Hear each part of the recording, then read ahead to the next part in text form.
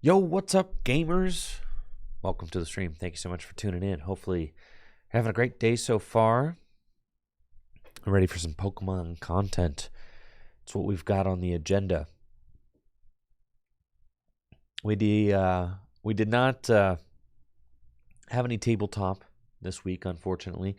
But you know what? I feel like I've been good on the tabletop lately. We've had a lot of awesome tabletop content. So this week, a little bit of a break from that. Just playing some TCG Live. It's kind of what we got on the agenda. But next week, I'm trying to line up like 3 tabletop days next week. That would be great. Mad Panda, no, it's not cold, but sometimes hoodies are just cozy, you know? You ever just feel... I'd say it's like... I probably will end up having to take the hoodie off within the next 30 minutes. But... It's, hoodies are cozy. It's like wearing a blanket, to work. Isn't that nice? Thank you, Clam Burglar, for the sub and the 28 months. I appreciate you very much. Thank you. Yes, I am working on trying to get some tabletop stuff together for next week. That would be very hype. So, trying to do that. And then,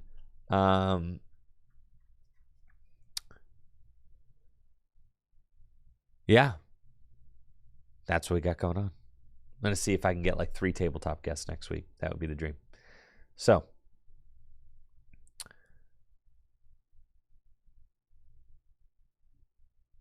yeah, that's what we got.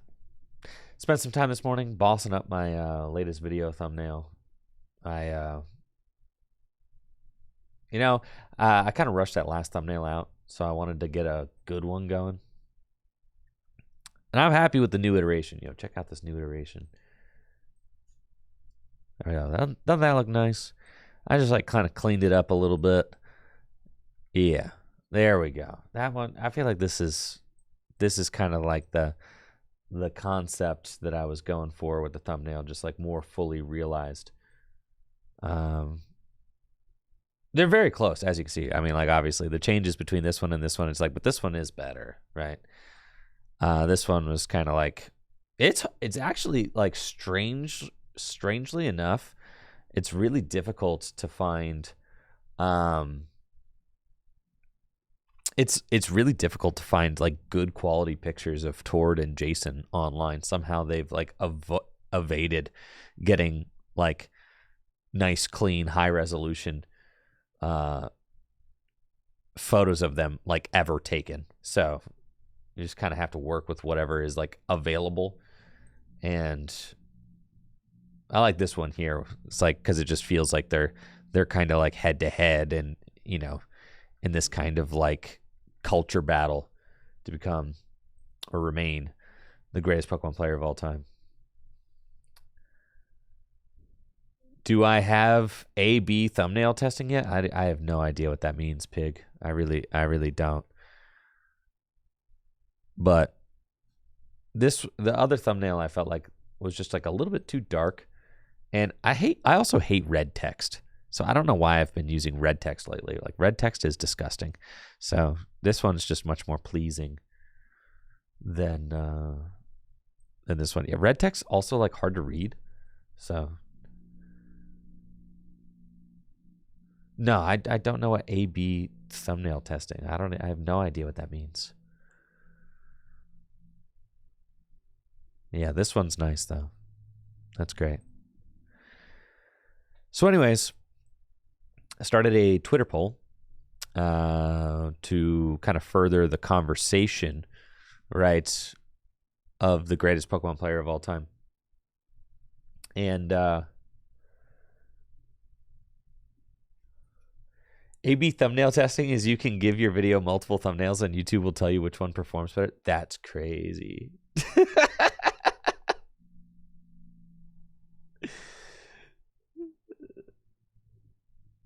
That's crazy. Nah, it's cool. I could tell with my brain that this thumbnail will perform better than this thumbnail just because it's slightly yeah, it's just a little bit more crisp, right? Like Tord's face is lightened up. I also used some some sharpening and smoothing on Jason's. You can see how like it's kind of pixelated and rough in this one, but I used some sharpening and smoothing techniques to kind of like crisp his face up a little bit. The title and all that just looks far better. I got rid of this guy in the back. Yeah. This random guy, he really's got nothing to do with it. Yes.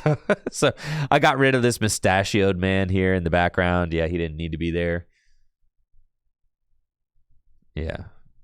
So I just put like another 45 minutes of work into the thumbnail. And thank you, Morris, for the sub. The 47 months. Appreciate you. But yes, I wanted to kind of invite a community-wide discussion. On the X platform. And I think we've got a good good little conversation going on. I got like 51 comments right now, 27 retweets. There are 3,722 votes and just 5 hours left. And the question is simple: who's the greatest Pokemon TCG player of all time? We got 51.4% saying Jason and 48.6% saying Tord. So that's crazy. I thought for sure if I were to do a Twitter poll that it would be a blowout for Tord. But I do wonder if maybe even just making, the video and kind of furthering the conversation and getting a little bit more information about Jason out there, I wonder if that has any influence as well. Because I feel like if recency bias is everything, right? Especially when it comes to discussions and things like that. Like if I had just run this poll like directly after Tord's EUIC win, I think it would have been a blowout for Tord. Like if I had done it like the week of Tord's EUIC win this year, right? It would have been really slanted. But instead, releasing the poll on Twitter, within 24 hours of my YouTube video kind of explaining both sides. And that's kind of what I'm saying, Brandon, right? Like I do wonder how much impact like the video has had on the poll also. So it's kind of interesting. Oh my goodness, Jester, that just sounds depressing. Watching another... Oh, more bugs on TCG Live. No way. You're telling me there's more bugs? This is crazy. I can't believe it. But yeah, I feel like there's been some really good discussion there. So very happy about that. I'm also very excited just about the amount of participation, like nearly 4,000 votes. That's awesome. Still 5 hours left. And also just really exciting how neck and neck it is, right? I mean, if that doesn't show you how tight, the debate is right now, then I don't know what does, right? It's nearly 4,000 votes, and you can't see what the results of the poll are until you vote, right?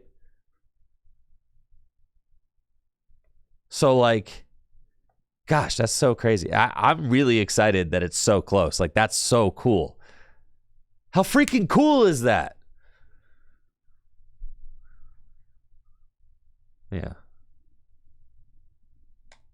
Freaking cool is that? Thunder Jolter says, what top players have I played against in tournaments? Well.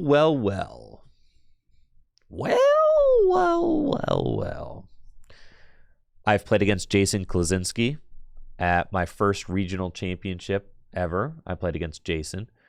I've played against Tord twice. I played against him at Worlds, and I played against him in the finals of the Players' Cup Invite during COVID. I have played against Azul. I lost my game against Tord at Worlds, and I lost my game against Jason, my first regional ever. Unfortunately, struck out against them. I played against Azul twice. Azul beat me in the top 4 of regional championship in 2017 or 18, but I beat Azul when I played him last year at a regional championship. 2 years ago at a regional 2023 season. I played against Azul in day 2 of regionals, and I beat his lost box with my Lugia deck. So like, I'm 1-1 against Azul. I've played against Michael Pramawat at the Maryland State Championships in like 2013. It was the best tournament. It was like the first tournament where I had a realistic chance to make top cut at. I was like doing pretty well for myself. I played against Rahul Reddy round 1 and I beat him. And keep in mind, I'm like brand new. I started playing in 2012. So like 2013, I'm like brand spanking new. I beat Rahul Reddy round 1. And then I was like 5-1 or 4-1 or something. And then I played against Pram, and Pram absolutely destroyed me in a Zekrom electric mirror.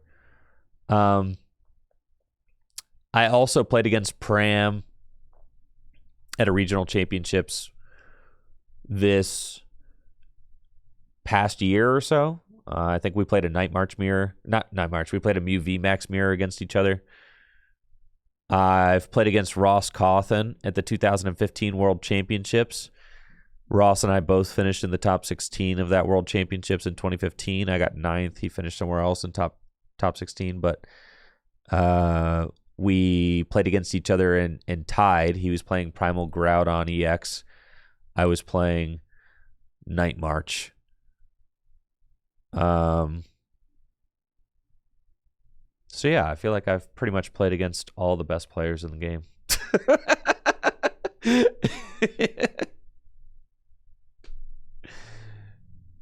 Yeah, I feel like I've played against Andrew Hedrick. Yeah, sure. I've played against Sam Chen. I've played against Caleb Gedimer. Yep. Played against Sam Chen in top 8 of the 2017 North American International Championships. I played against Caleb Gedimer in my winning in to the top 8 of that North American International Championships, and I won. I've played against Jimmy Pendarvis in the finals of a regional championship before he passed away. I've played against Danny Altavilla in the top 8 of a regional championship before. Thank you, Quickness, for that Prime sub. Appreciate you in the 4 months. I've never played against Igor Costa, but Natalie has. And I've never played against Gustavo Wada, but Natalie has. Natalie beat Gustavo Wada in the top 8 of the regional championships that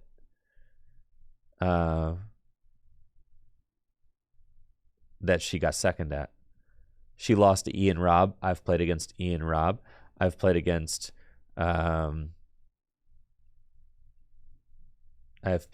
Isaiah Bradner now. Isaiah Bradner and I actually had our first battle ever at this last North American International Championships. I was playing Golden Go and he was playing Guardy, and he smoked me. I should not have played Golden Go to that event, but it's all good.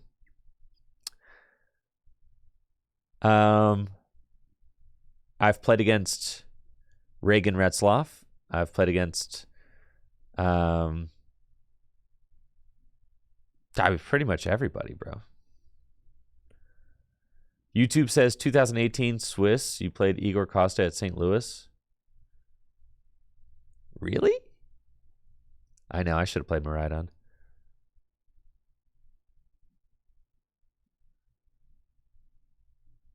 Did I play against Igor? I don't know that I've ever played against Igor. Natalie doesn't have just a top 8 at a regional. Natalie is a regional finalist. She got second place, and it was very close. I've never played against any of the Australians. No.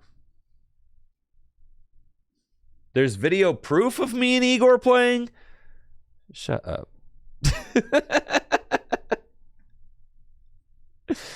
I completely forgot about that.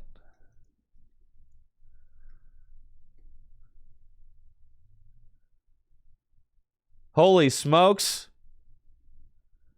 I have played against Igor.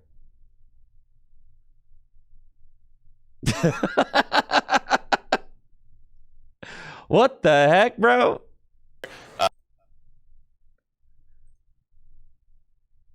Oh, he was playing Zoropod. I was playing Buzzrock.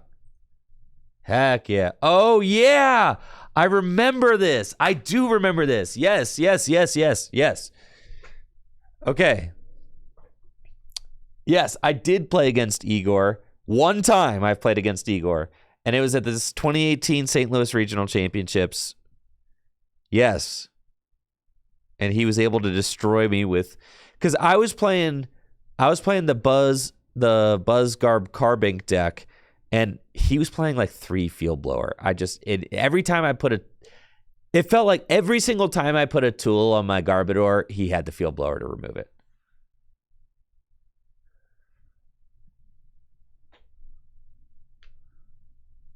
I've played against Chris Fula. Yeah, I mean, I've been playing since 2012. I really am very blessed. I feel like I've gotten to play against many of the best players in the game.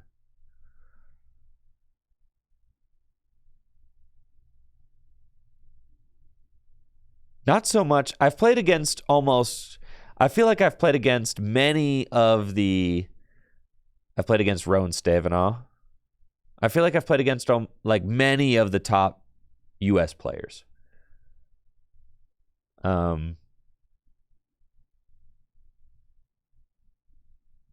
Yeah, many of the top players from the United States I feel like I've gotten to play against.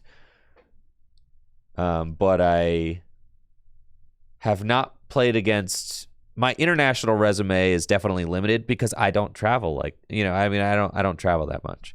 Like historically, I traveled a lot post-COVID because I could kind of tell that like I was going to be taking a step back from competitive play in the next couple of years. So like I kind of went all out for a couple of years. But like historically, I never traveled a lot. Like my first ever European tournament was 2022. I've only been to London. Yes, my first ever European tournament was post-COVID. Like from 2012 to 2020, I had never been to Europe to play. So like I was never a player who would do all that flying around and traveling beforehand.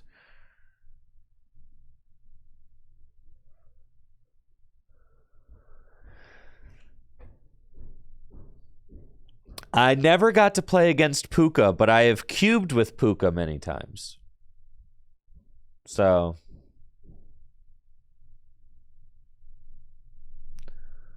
I have cubed with Puka, but I never got to play against Gino, unfortunately, either. Yes. I have cubed against Puka, which is cool.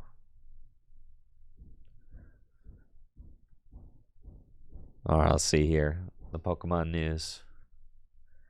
I know, thinking back, like, dang, I've played against a lot of people, man. It's been fun. It's been real fun. It's been a wild ride playing Pokemon cards. Oh, I played against Pram. I forgot one of Pram's regional wins. What was it? one of Pram's regional wins, the one where I lost to Azul in top 4, I had beaten Pram day 1 and day 2.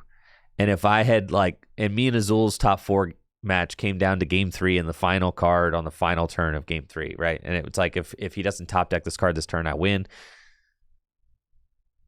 But he finally got it, right? He got the Guzma that he needed to win the game. So I had beaten Pram in day 1 and in day 2.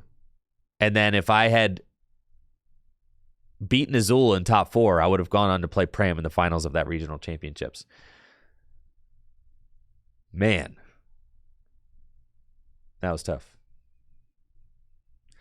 Yeah, Natalie and I have played. Yeah. More than one regional. Which ones did we play? I remember, Natalie, you beating me. I remember you beating me with your Virizion Genesect deck when I was playing Virizion Mewtwo EX. I remember that vividly. Yeah, I was playing Virizion with Mewtwo EX. Natalie beat me there. I don't remember the other ones, though. So.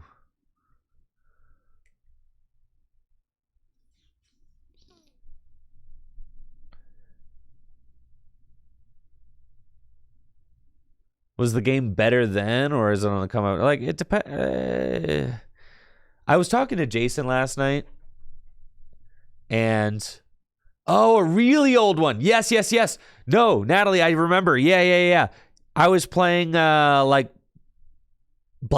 or something. Yeah, I remember that. You played me and Nicolina back to back. I remember that. I was thinking that the Virizion Genesect one was the oldest one, but no, this one was even early. This was ancient. Yes, ancient regionals. Yes, I remember.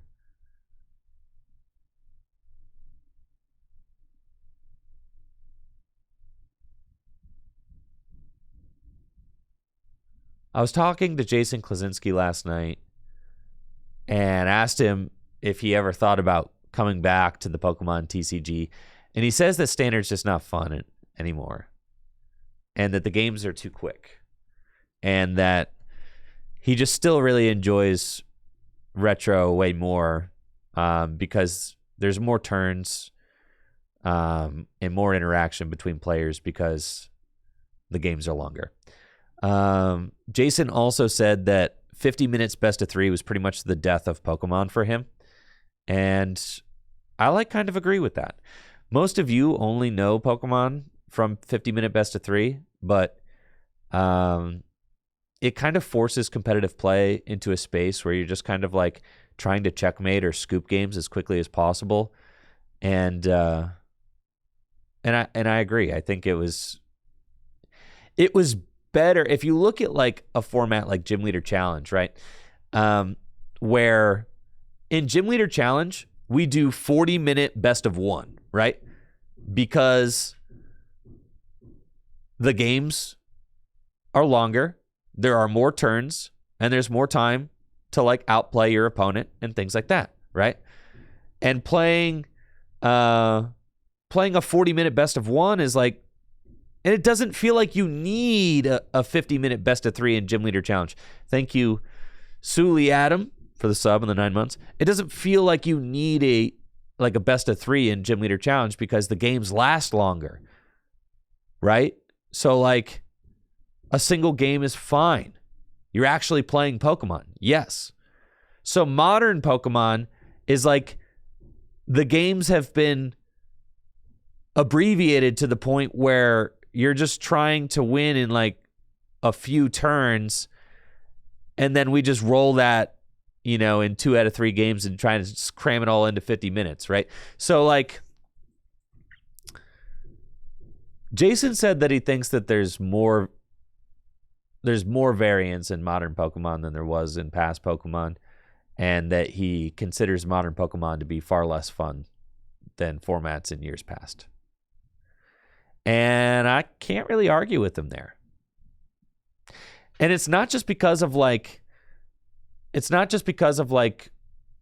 fact that there's 2 prize Pokemon. I mean, you look at 2006 format, there's two prize Pokemon in 2006 format. But it's the fact that every single Pokemon is made to one-hit KO each other, and it's just Yeah, and there's like a gazillion item-based consistency cards, and yeah, so yeah.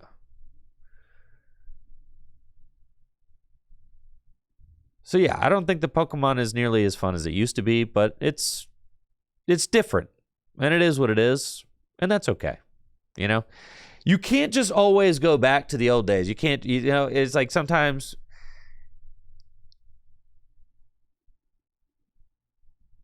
the game has to keep changing, right? That's the thing. And it kind of has just kept mutating and changing over the years, and now this is what it is, and it's fine.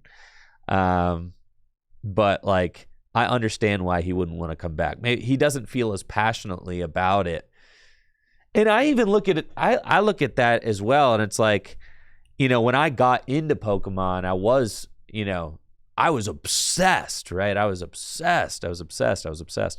And I spent every waking moment thinking about it. And like that kind of dedication led to, a regional championship win and, a top worlds placement. It's like over the years, as the game kind of ebbs and flows, it's like, it's hard to maintain that level of obsession with the game in order to produce those outcomes, right? And that's why I think Jason Klaczynski's the freaking GOAT, right? Because like, he was able to maintain that level of dedication to the game where he was like the best from like 2000 to 2015. That's like a 15-year reign. That's insane, right? It's absolutely freaking nuts. Like a 15-year reign. Like right now, there's 3 to 4 international championships a year. If you can be obsessed with the game for like 5 years, and and in those 5 years you can produce incredible outcomes, but to maintain that level of dominance for 15 years, like, that's crazy. So like, so yeah, it's kind of fascinating, right?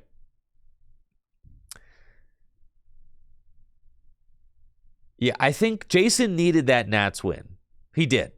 And like, it was his 2015 season kind of like capped him as the GOAT for me, because before, I mean, and that's why I put the interview with that's why I put the comments from Jaywitz at the front of my GOAT discussion video, because you have like Jaywitz being like, yeah, the thing that Jason haters had beforehand was that he'd never won a massive tournament like Nationals, right? And it's like, they'd say like, oh, he just won those small world championships. Like, they're not nearly as grindy and big, right? And then Jason went on to win a huge regional championship that year, one of the largest. And then he went on to win Nationals that year, one of the largest tournaments ever held. So it's like, in 2015, he kind of like bookended his career and just said like, all right, I've done it all. And, kind of proved all the haters wrong, which was sick. Thank you, Tony, for that Prime sub in the 45 months. I appreciate it. But also just like the way that the game had evolved, like Jason was, he was fundamental in kind of shaping what the Pokemon TCG looked like. I mean, he was out there writing on Pojo.com. He was writing tournament reports.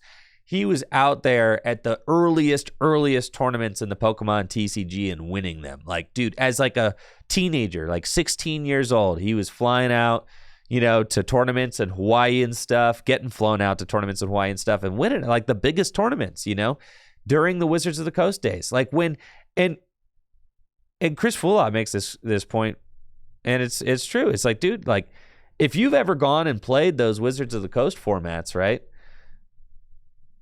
And then played something that resembles modern Pokemon, like, holy smokes, they're like entirely different games. And like Jason mastered that. Then he mastered 06, which is like, one of the most skill-intensive formats. Then you got, running it back in 08 with Guardy Gallade, which is like the BDIF of BDIFs. Like, Guardy Gallade might have been the most dominant deck ever in the history of the Pokemon TCG. Like, it might have been that much of a... And it's like, when you roll up to a tournament and everybody's playing the same deck and you just win it because you're better at everybody else than playing it, like, that's so nuts. And then in 2013, it was entirely different than those EX era formats because you've got EX lowercase formats because you've got big basic EX. So then Jason was able to win 2013 Worlds with like a big basic deck, you know, which kind of fully embodies modern Pokemon TC. You've got Darkrai, you've got Dark Patch, you know, cards that are basically still legal today. You got Dark Patch, you've got Juniper, which was research, you've got N, which is Iono. Like, you know what I mean? Like, you kind of got this big basic Turbo Dark deck, you know, that Jason was able to win with in 2013, which is entirely different than Guardy Gallade. If you look at Guardy Gallade, it was like Guardy Gallade was like this, you know, really convoluted stage 2 deck. His Trainer Lock deck with Manectric EX was this like basically control style deck. And then the decks that he won with during the Wizard of the Coast era were like crazy Wizard of the Coast decks, right? Which are just entirely different. Supporters didn't even exist yet. So like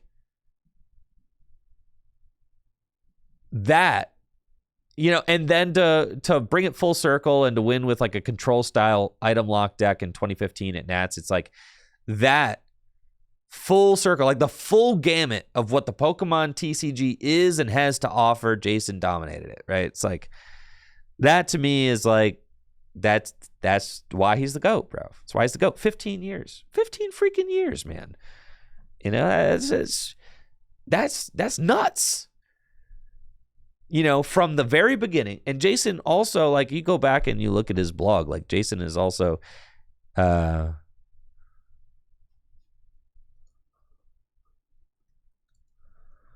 look at what he's done for the community as far as just cataloging, right? History, decks, and strategies for formats from 1999 to 2016, written by 3-time world champion Jason Klasinski. And that's like, this is the period of time that he played. He's cataloged like the complete and total history of the competitive Pokemon TCG for free. Everything right here. Hey, look. That's me. Tricky Jim. The base fossil Prop 15 tournament happening at the Mana Vault. He's got that on the website. That's sick. But yeah, he's cataloged everything. I mean, and just written about it really thoughtfully and explained decks and strategies and everything. I mean, dude, he literally he literally is like defined what the Pokemon TCG is. And that's why it almost feels like to me like he'll always be the GOAT.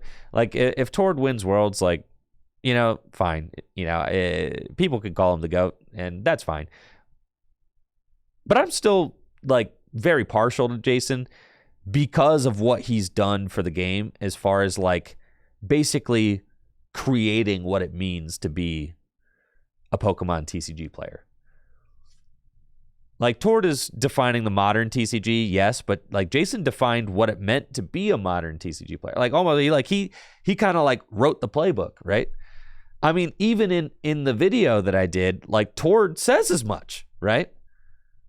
Like, Tord is like, yeah, Jason was my inspiration growing up, right? And it's just like, yeah. So like, he kind of like, Jason kind of like set the foundation.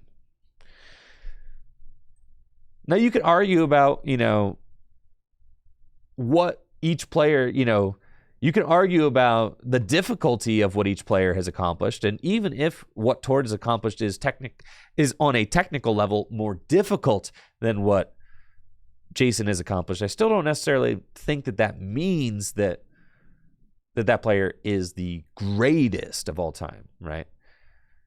Like, Tord's incredibly technically skilled, but like greatness, like legacy, greatness has to do with legacy as well. And I think that Jason's legacy in the game is almost impossible to be matched. Like, Jason's legacy, like, how could you match Jason's legacy? He literally was writing on Pojo.com in like 1999 and doing tournament and deck reports in 1999 and like saw the game from its humble beginnings where nobody knew what they were doing. He helped shape what people were doing and then wrote about it, right? And cataloged it and dominated it for 15 years and then accomplished everything that there was to accomplish in the Pokemon TCG during that time. More than anybody has ever done on a world level. And then was like, all right, yeah, deuces, I'm out. Because, at this point, he's like, the game's not as fun anymore. And I get that. Connor says, and now Mahomes trying to be the Jason K of Neopets Battle Dome. So true. Man, I've got this insane Eudora deck I'm working on right now. I texted Heather, but there's no way that she's awake yet. Let's see if Heather will do a Neopets stream with me next week. Yeah, that'd be so sick. But yeah, there's so much to talk about. I mean, we're talking about the what happened to the Ghost paintbrush deck. Oh yeah, I got that too, Sticks. It's my Eudora deck is my Ghost paintbrush deck. They are one and the same. I've been talking about it pretty much nonstop in the. I've been talking about my Neopets deck pretty much nonstop in the Neopets Battle Dome channel of the Tricky Gym Discord. The Pokemon off-season, I know. Isn't it fun?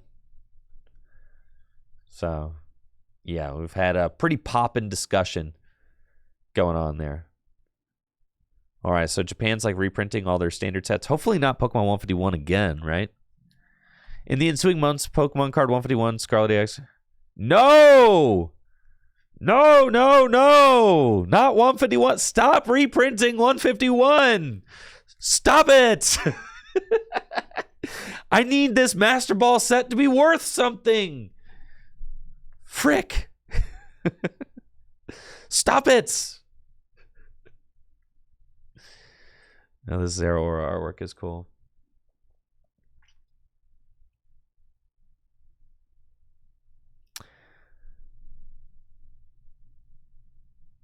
$20 damage plus 20 more damage for each your opponent's bench Pokemon, so it could do 120 if your opponent has a full bench. All right.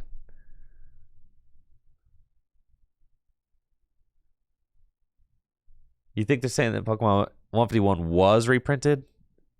I was going to say they just did a 151 reprint, where we receive reports that some of Japan's Pokemon centers have restocked Triplet, Beat, and Raging Surf. Presumably this means that they've been reprinted and will be coming to retailers in the coming weeks. Back in March, the Japanese Pokemon Center restocked several sets for the first time since their initial print runs. If in the ensuing months, also received a new print. Okay, never mind. Yeah, the 151 reprints are finished. I didn't read. Okay. Yes. I was going to say, like, that's the reason I started buying up the rest of my Master Balls is because they were reprinted. I was like, surely there's not a third print run of 151. That would be ridiculous. All right. 2 print runs of 151. I can deal with that. Not a third, though. Come on. All right, hi. Shops are still sitting on several cartons worth of 151 and selling it over retail already. Yeah. That's hype. Yeah, I know Pokemon 151 boxes aren't super expensive right now.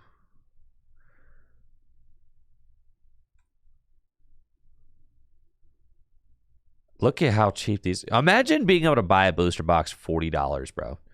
70? That's actually. I remember seeing, like 3 weeks ago, I remember seeing this set for $50. So we're already back up to 70. That's pretty good. Imagine $40 booster boxes, y'all. $50 booster boxes.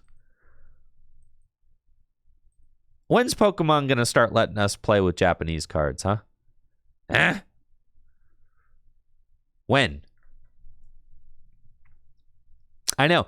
Think about that. $46 booster box. Internationally, our booster boxes,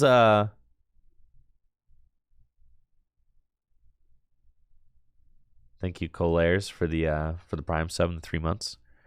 Our booster boxes retail for, let's see, Pokemon Center, $160 or something.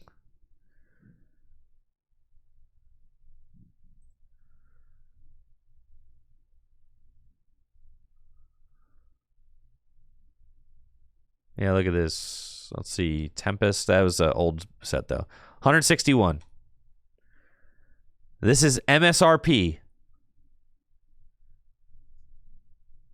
More packs and more cards inside. Knife, Laugh, Love. I wish that was the case.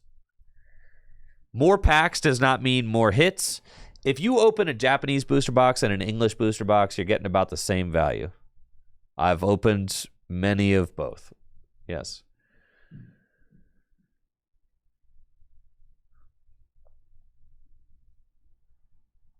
Yeah, it's just you're literally getting more bulk in English. We get more trash. We have way more filler, that's for sure. But if you open an English booster box and a Japanese booster box, you're getting about the same value. Yes, Ran the Ferret, they used to be $144 retail, yes, but they went up. With the Scarlet and Violet set, they went up by like $20. Yep.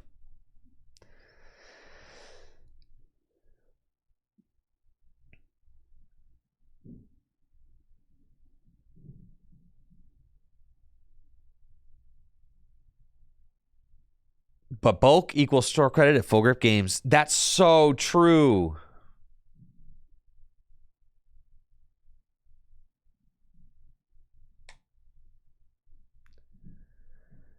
The extra $120 is just energy and random bulk cards.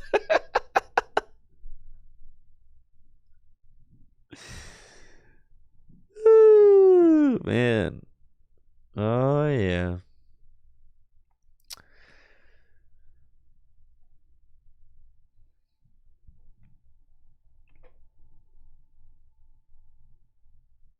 Okay, let's see. What deck was I working on? Oh yeah, Diplin's Paradise. Yeah, we're solving this deck for sure. Living in a Diplin's Paradise.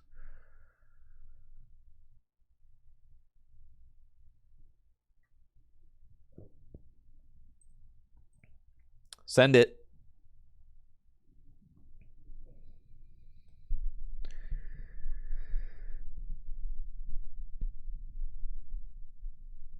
You know, it's so crazy to think about, like, Pokemon TCG Live. Pokemon TCG Live doesn't make any money. Not a single cent. In fact, it just costs money. Think about every other digital trading card game makes money. Do you ever think about that? Like, every other digital trading card game makes money for the people that make it. Pokemon TCG Live is just a money sink for TPCI. It's like a chore that they have to do.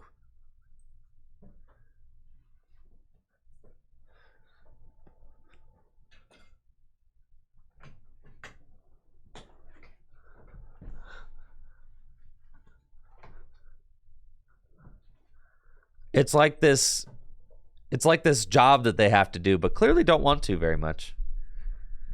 It's almost like you could see that correlated. It's almost like that day. It's like, dang, you can really notice, actually. Kind of crazy how that is.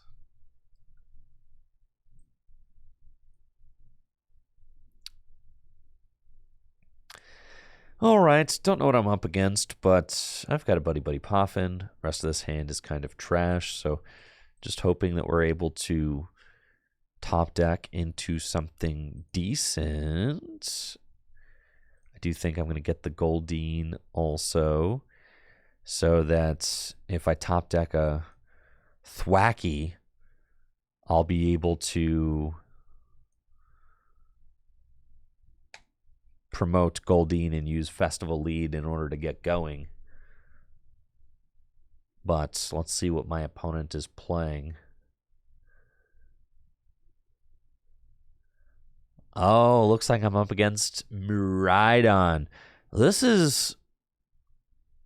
Honestly, Miraidon's like one of my favorite decks in Standard right now. Again, I was off Miraidon for a little bit, but I'm so back. I'm so back to being obsessed with Miraidon.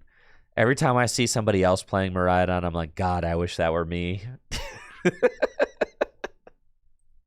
I wish I were playing. Oh, thank God my opponent's got the turn 1 Iron Hands. Just trust, just believe, chat. Just believe. I can do this. We could do this. Oh, with the boss? Oh, man.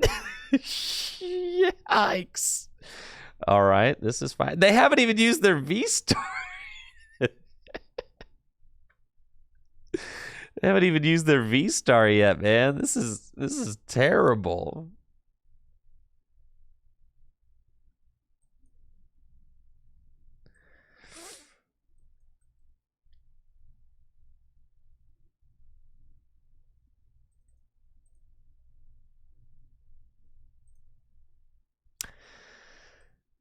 Dang, had they not bossed my Grookey, I would have actually been able to keep going, you know? That's crazy.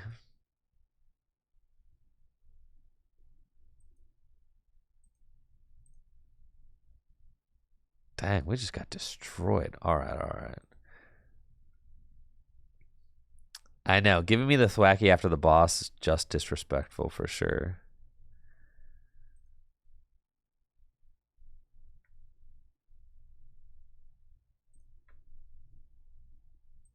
I'm not going to play. Oh, dang it. No, Guardy. This card for Guardy, I guess.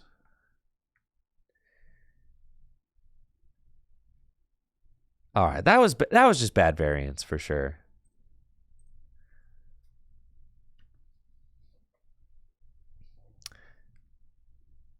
No. That was bad variance, guys. That was bad variance. We beat Miraidon 99 times out of 100. You just saw the one. It's fine. It happens.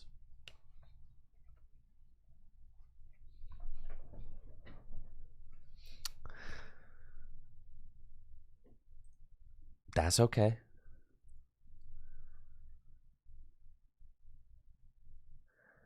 Yeah, you just saw the one. 99 more games of Miraidon in the Festival Leave? Yo. No way. We got this.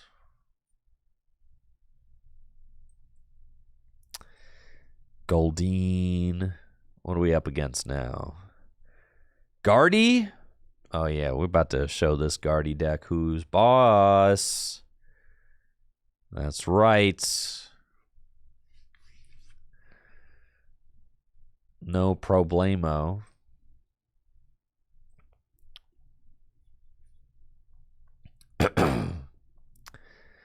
Looks like I'm up against Gardevoir, and I got a great opening hand with double Grookey and a Buddy Buddy Poffin. I can go get double Applin as well. We're playing a Canceling Cologne, which is quite good for the Guardy matchup because we are going to be able to use Canceling Cologne to potentially stop a Flutter Mane from turning off our abilities. Now, this next turn,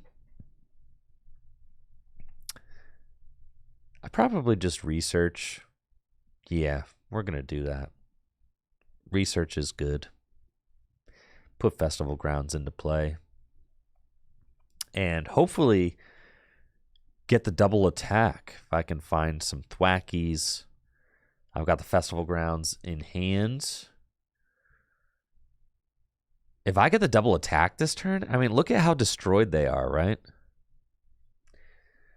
because I get to knock out Ralts and a Curlia. The hardest part's going to be finding the rescue board. But there's a Thwackey right there, and that's huge. And actually, I guaranteed have access to the Boom Boom Groove, right? I mean, I could technically, with the top deck of that Thwackey, I technically have it guaranteed off of this Arven, but I feel like I need to go see more cards. So we're going to just research. And I'm really glad I did research, because look at this hand. I mean, this is incredible. We've got absolutely everything we need. I even got the rescue board. It's crazy. I got the grass. We can bug catching sets. For one Grookey? You gotta be joking me. Joking me. All right, we're going to Boom Boom Groove. And then we're going to Boom Boom Groove for another Boom Boom Groove. And then I'm going to Boom Boom Groove yet again. And we're going to Boom Boom Groove. And we're going to go get yet another. I think we want, like, say they counter catcher this next turn and, like, stall my Thwackey or something. I guess take the Kieran. Seems like the safest card to have right here.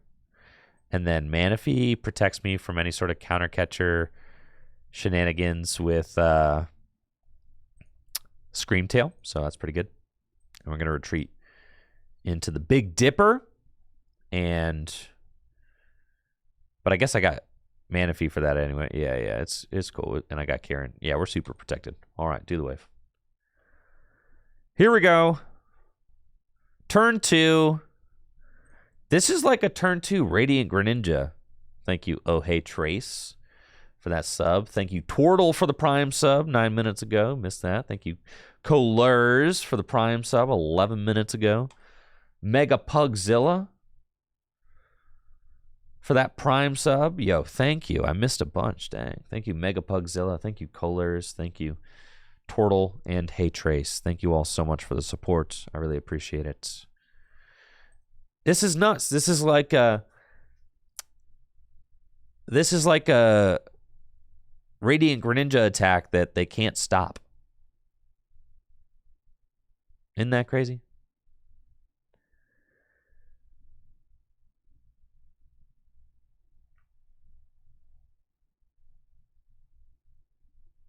And then the Goldeen here feels really good because I can just promote the Goldeen to activate Boom Boom Groove, which is awesome.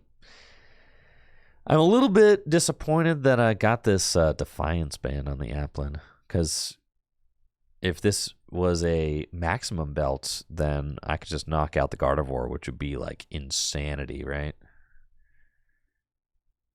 120 hit points on that Ralts. What the heck, dude? 120 hit points. He's huge. Okay. Well, I do have Kieran, right? So I can boost by 30. So we would do 130, 130, which is 260, which is 10 damage short on the knockout. Which is unfortunate.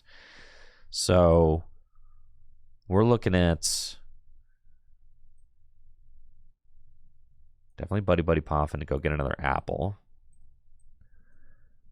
And I've got 3 Diplin in the deck. Great. Maximum Belt is in there as well. So we're going to Boom Boom Groove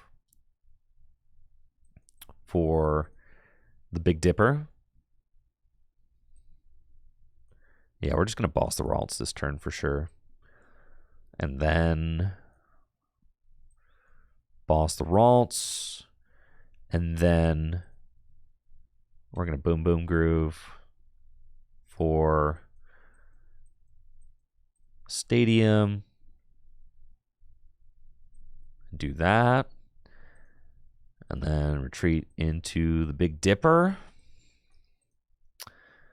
And do the wave.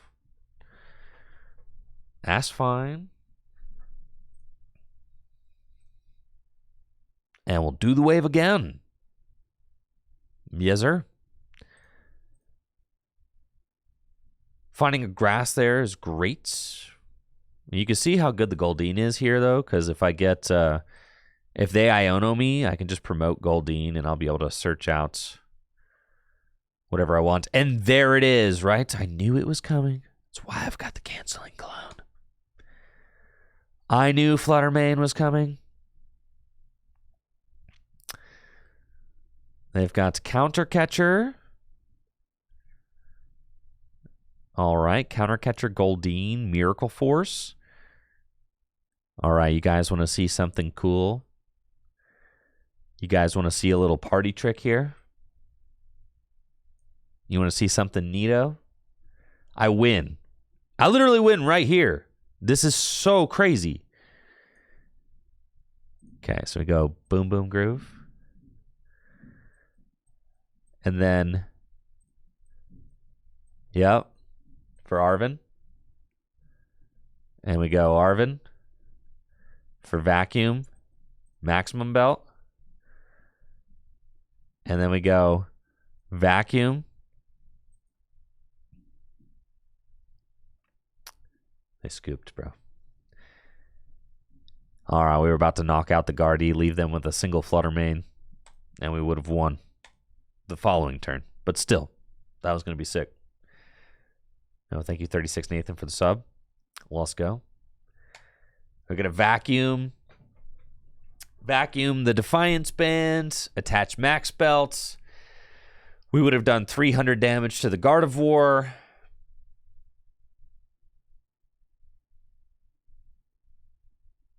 Blammo. Best Dipper in formats. BDIF.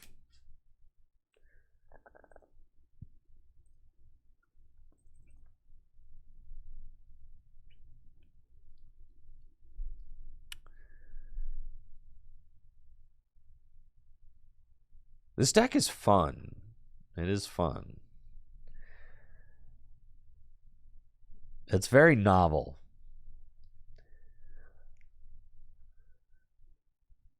You know, I don't think that I've played a deck with an engine quite like this. Oh, the new stadium lets you have 8, but then you don't get to attack twice.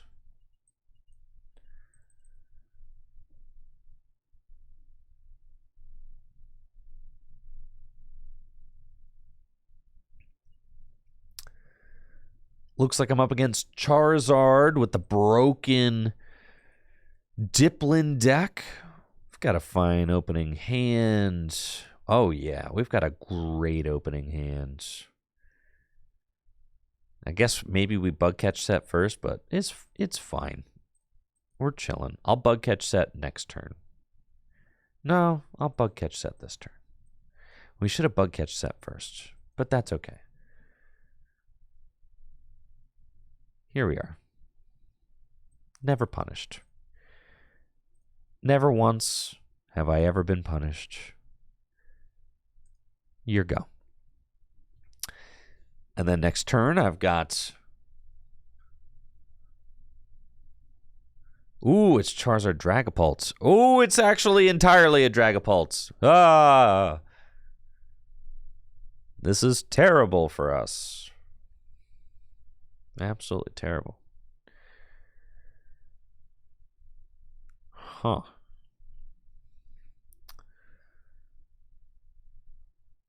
Are they going to attack on turn 2?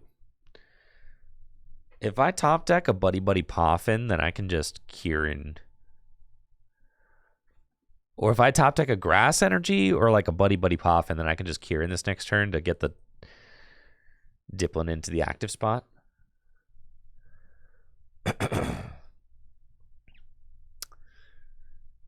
But honestly, if I research, since the Jirachi doesn't have the Festival Lead ability, it's going to be difficult to get it out of the active because Boom Boom Groove can only search out whatever I need if I've got a Festival Leader in the active. So Arven top deck would be sick, obviously, if I could just go guarantee the board. Top deck Arvin. I get Bored and Buddy Buddy Poffin.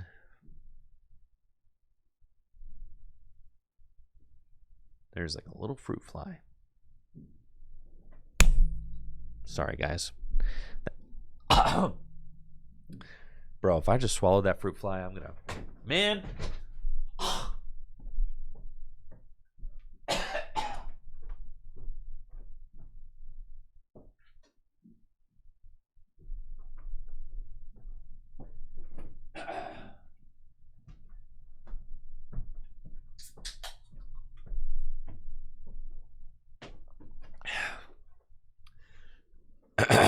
Nothing like a little extra protein.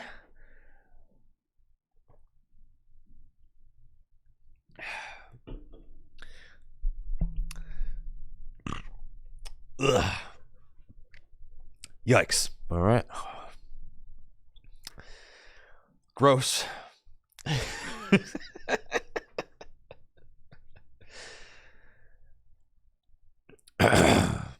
All right, we've got Thwacky. We've got Sir Diplin. They got 2 Dracloak now. Don't love that. I also don't want to get rid of both these cards, so.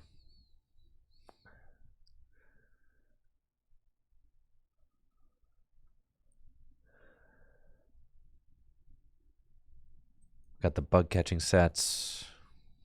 We'll take both these for sure. And then put the Grookey down. Attach there and pass. This is definitely sketchy, but oh well.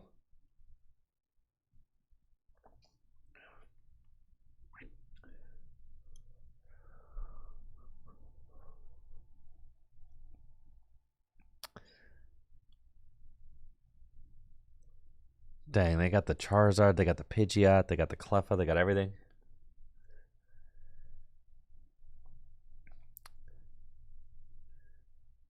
I'm a little bit worried about our ability to... Maybe we should be playing Radiant Serena. I'm saying, you know.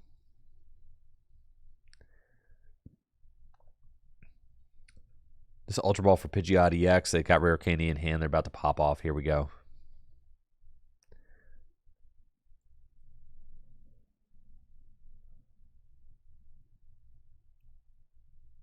Easy money. Yep.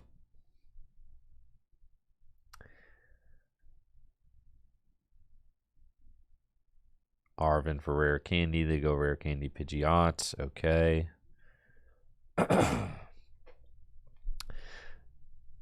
I mean, I guess. I mean, in this deck, we can one-hit KO Pidgeot. And we can one-hit KO Charizard. So, like, it ain't that bad. A Defiance Band.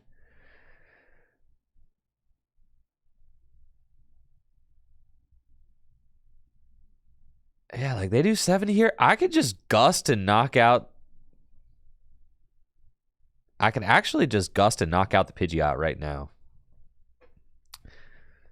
Which is kind of insane, actually.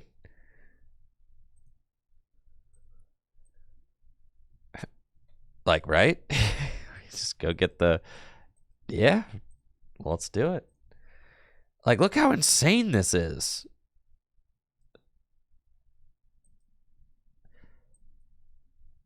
Yup. Yup. We get double apple, I think. We get apple Goldeen.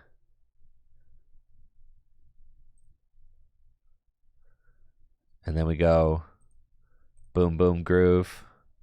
And we just and we groove chain, baby. Boom boom groove for boom boom groove. Boom boom groove for boom boom groove. We'll get the whole board set up. Oh, we had to get double apple. They knock out both. Oh, yeah. Dang it, I forgot about that. Apple's only got 40 hit points. This is so cringe.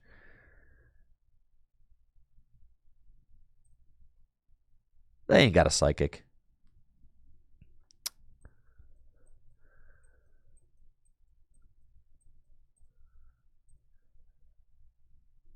Have to attach to Goldeen now? I could. We could. All right, here we go. Yes, this needed to be Apple, but that's fine. They might not, like, legitimately, they might not have the psychic. So. But yes, that did slip my mind. The fact that they could take the double knockout. If they go Phantom Dive, they could just knock out the Apple. That's fine. We go Whirlpool, remove all energy from Dragapults, profits.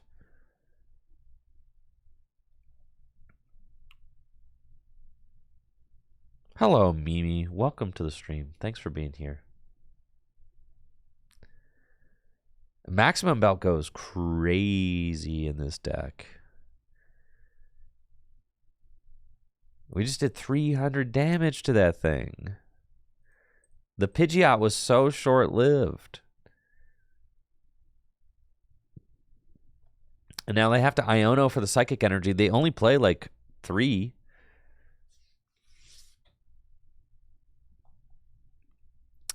Zard does not get them the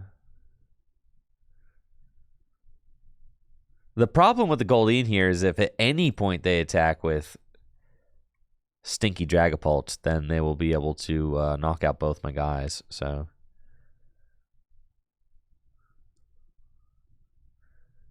unless they don't find the Psychic, in which case they're not even taking a knockout on Dipplin if they don't find the Psychic. So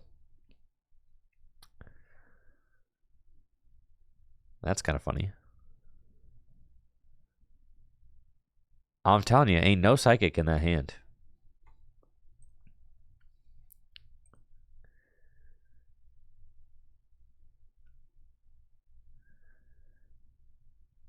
Maybe we should just cut the Goldeen. Told you, no Psychic. What's up? Let's go. No Psychic Energy. You're bodied. So then I get to evolve up both Dipplin. And it's going to be even more challenging.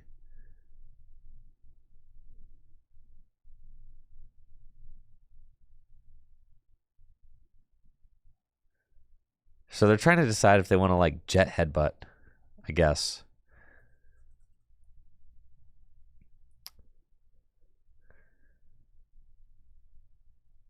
They're just going to Grasping Draw. Okay. So then what are we going for here? Are we going to... Yeah, I kind of dodged a bullet there because now I've got both Dipplin evolved, so that's great.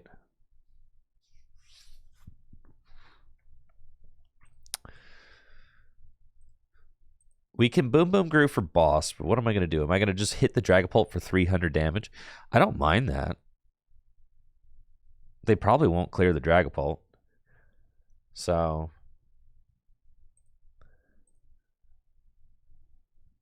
probably just do that. Got boss in deck. So we're going to Boom Boom Groove for boss's orders, play it. And then we're going to... They probably are not going to use Turo this turn. I really doubt it. I'm going to go get the rescue board.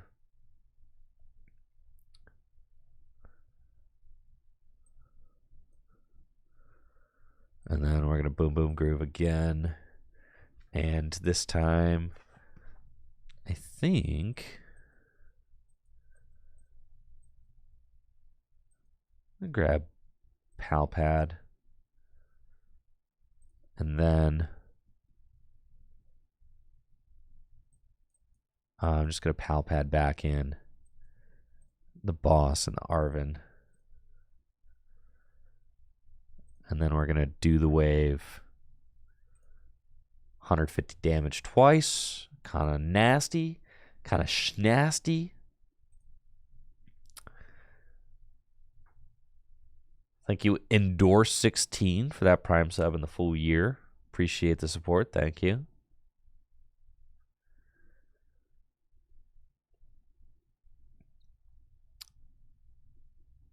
We're out here going ham with the Big Dipper. Got 2 Boss's Orders in the deck now. So plenty of options to target down the Dragapult again. Thank you, T. Mose, for that sub in the 7 months. Thank you all for the support.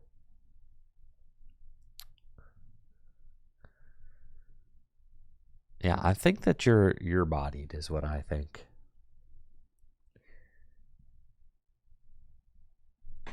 What do you got? You got Charizard? I knock out Charizard. I've got Roseanne's backup in hand. So if they knock out my max belt, I can put the max belt back in the deck. If I need it.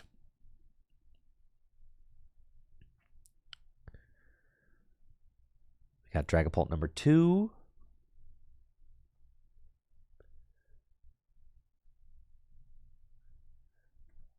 They're kind of done drawing, though. So, like, whatever they have in their hand is kind of what they got.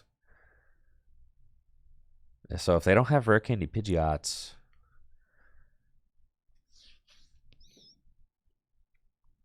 Dang. Oh, yeah. I could Kieran with belt. Yup. To one-hit KO Dragapults. It's true. They got the Neo upper energy, and they're going to retreat. Okay. But I can't Kieran and Roseanne's backup in the same turn. So...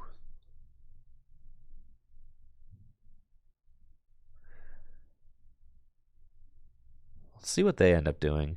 I do think that I kind of body myself with the benching. I shouldn't have benched. It's always the third Thwacky is always a mistake. Always a mistake. Always.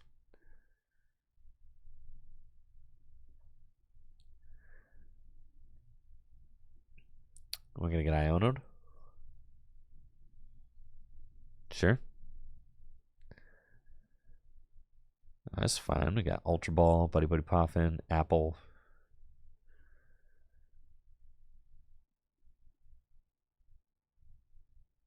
Collapse Stadium. Oh, this is actually fantastic. God, what a lifesaver. Thank you. Thank you. There's a fly right here on my monitor. I want to kill it. Dang it.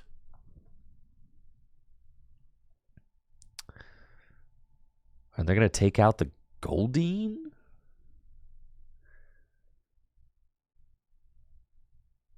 Okay, put 10 onto the Dipper. Sure, that's fine. We got Arven now. So, Defiance plus Kieran will... but I also need a full bench, and I need the thing. So they collapsed away their guy, right? But I get to search out 2 cards. That should be it, actually, right? No, because I have to Arven. Yes.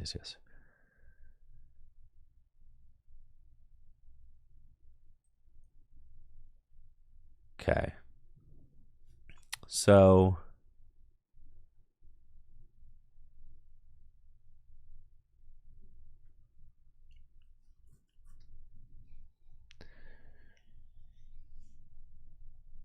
I think I might just lose here. Because the Dragapult is too strong.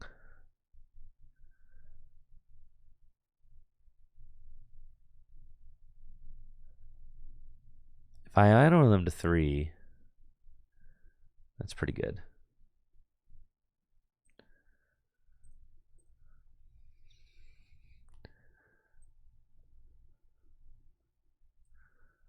I guess I could have Boom Boom Groove the Stadium and Poffin. Kind of want to save those. Yeah, that's pretty good. Okay, we've got that. We've got that. Super Rod.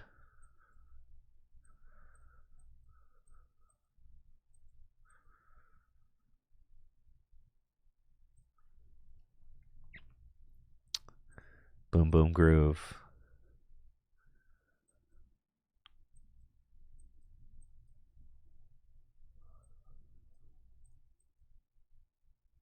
For Buddy Buddy Poffin. Play it.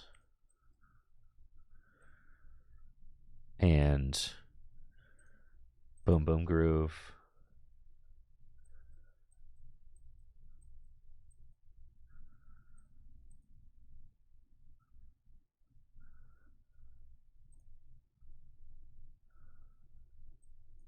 Sure, we'll do this.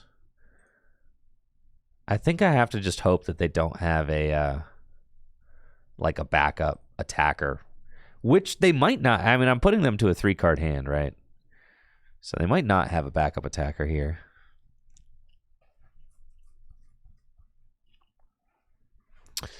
Charmeleon, that's getting a little bit sketch. All right. So I need them to not have a Charizard.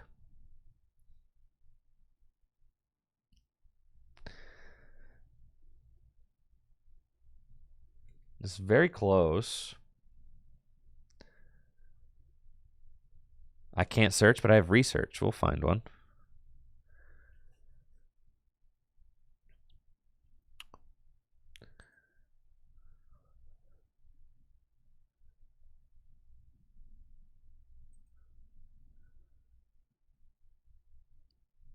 Okay. Come on, deck. Come on, baby.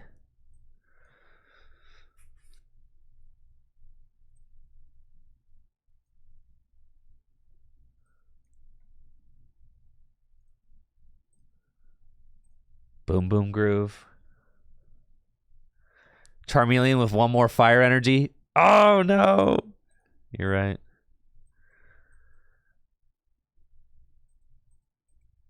We're so close, dude. All right, Dragapult is not a great matchup for us.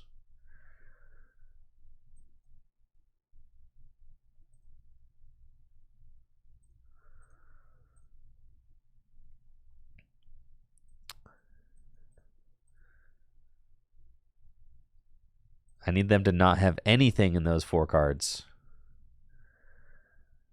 And now I'm down to 1 prize remaining.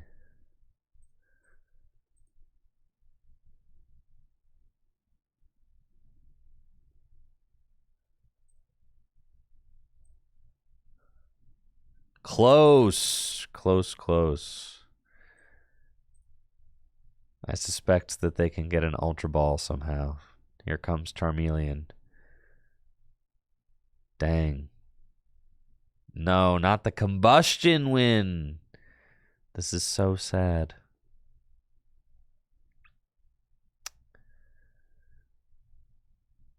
I mean, Dragapult is not our best matchup, unfortunately.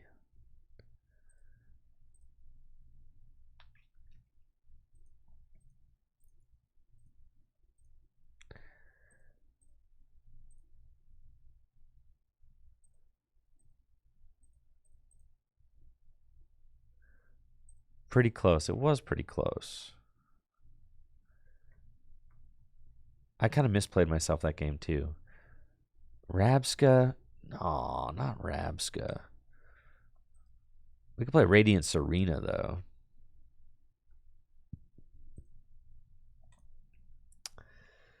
Rabska's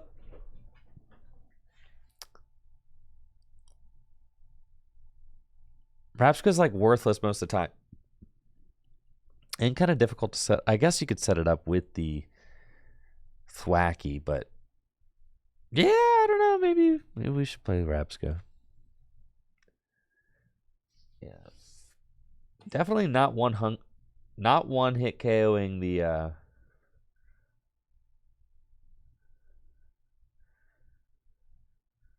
Yeah, not one hit KOing the Dragapult definitely hurts.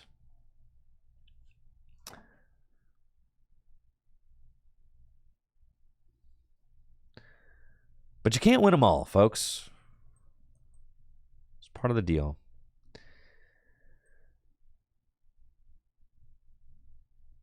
Can't win them all.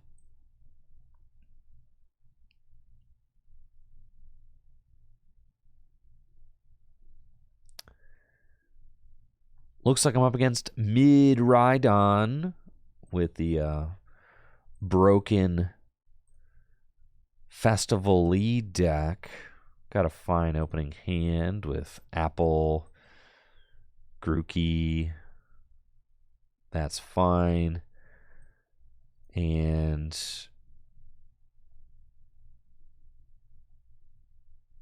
I think that I want this grass energy to go to my Applin.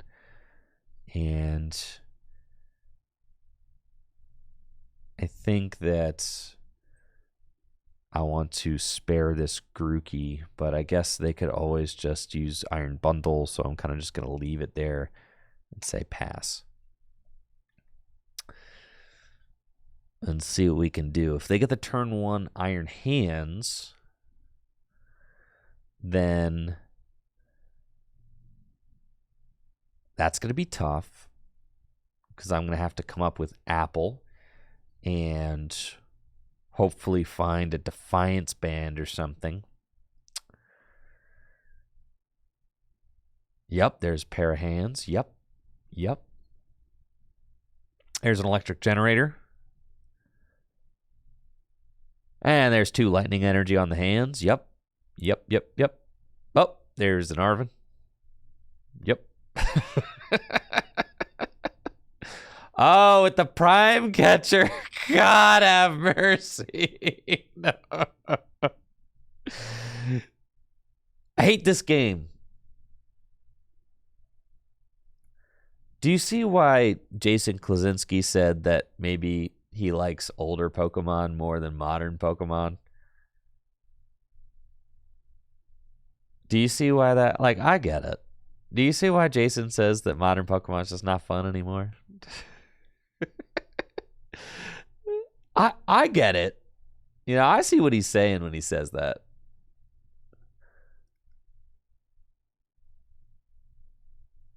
If I'm being honest.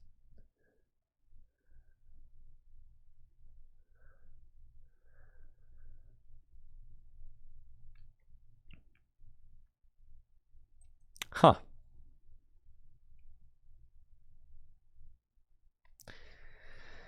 Well, this is bad. All right, I need to gust up the other Iron Hands and like stall it. No, we can do it. We can do it.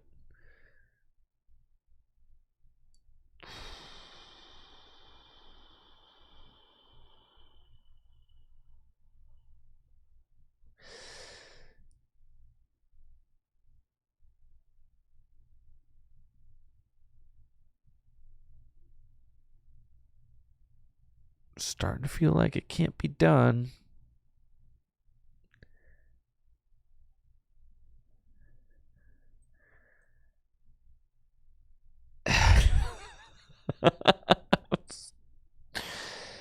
Starting to feel like maybe it's not gonna happen.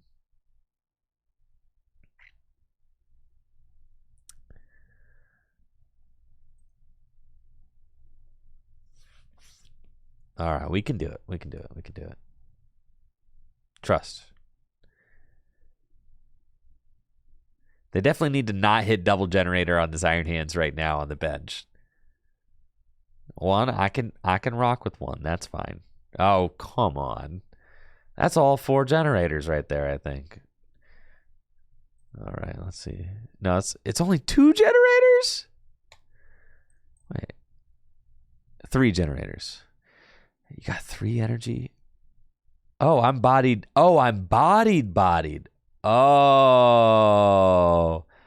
Oh. Oh, I'm ruined like that. Oh, okay. All right.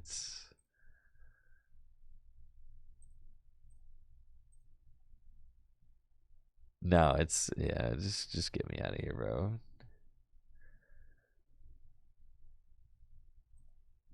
All right, I think.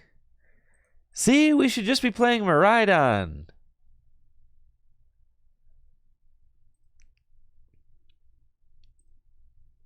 That's all we should be doing. We should just be playing Miraidon.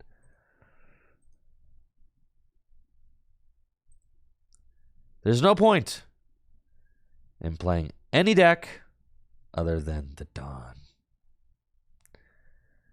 The Dawn is the perfect deck.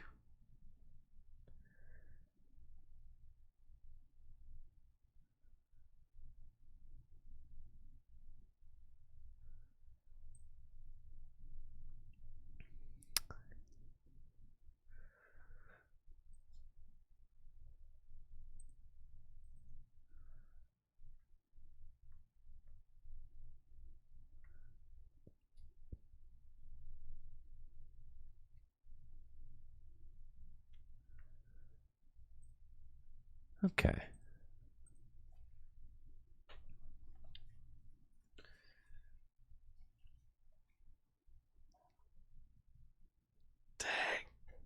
They lost it 2 turns. Like that shouldn't really be a thing. Yeah, I agree. I agree. I know. I've done some trolling about Iron Hands being fine, but like from a fun perspective, you shouldn't be able to do that, right? But I think like I'd say that Iron Hands doesn't matter like in the grand scheme of the Pokemon. Like Iron Hands isn't the problem. It's the fact that the game is just designed to be played extremely fast these days, right? Iron Hands is just indicative of the direction of the game design of the game as a whole. Iron Hands is not the problem, it's a symptom. And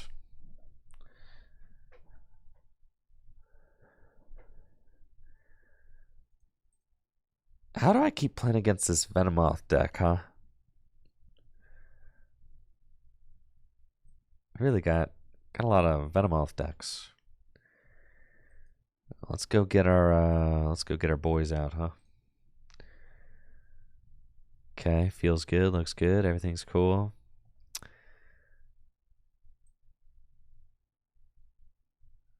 Buddy Poffin. We're gonna get an Apple and a Grookster. And we're gonna Arven for board. And I think just bug catching set's actually better because I might get like one of my evolutions and be able to just hold that for next turn before I get item locked.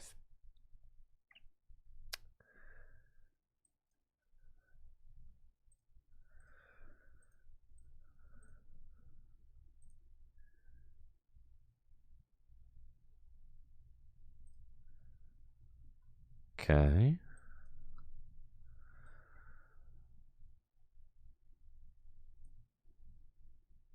Do that. Play the cologne. Pass.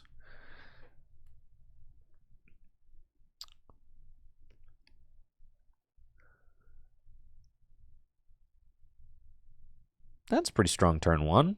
I like this. Now, so long as I can get swinging turn 2, this should be like a pretty easy matchup. The thing that gets rough is if they're able to establish their Frostmoths and their Venomoths, and I kind of struggle to get attacking, that can be very bad. But so long as I kind of just get in there and start swinging this next turn, like we're doing okay.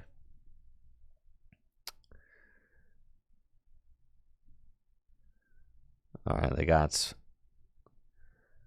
Frostlass and Ultra Ball. Like an Ultra Ball for the Venomoth and Item Lock. But I don't really care about Item Lock so long as I can find... I mean, really, I'm kind of like good to go. I don't need anything. Retreating's fine. I got the rescue board right here. You can play tools under item lock because tools are no longer items. They used to be, but they are not anymore. So that's no problem. And then we're going to go here, and we can thin our deck one more time. Get another apple. And research. Cool. Found the festival ground. Didn't find a Grookey, actually, but that does not matter.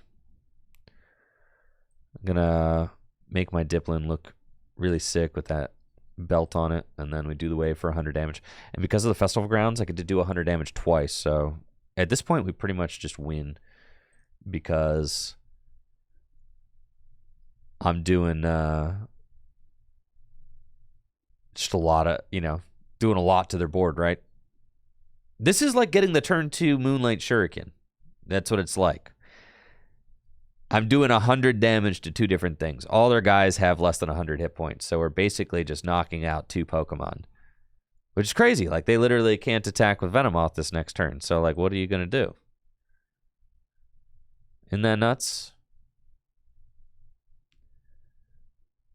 And then you got a 1-card hand.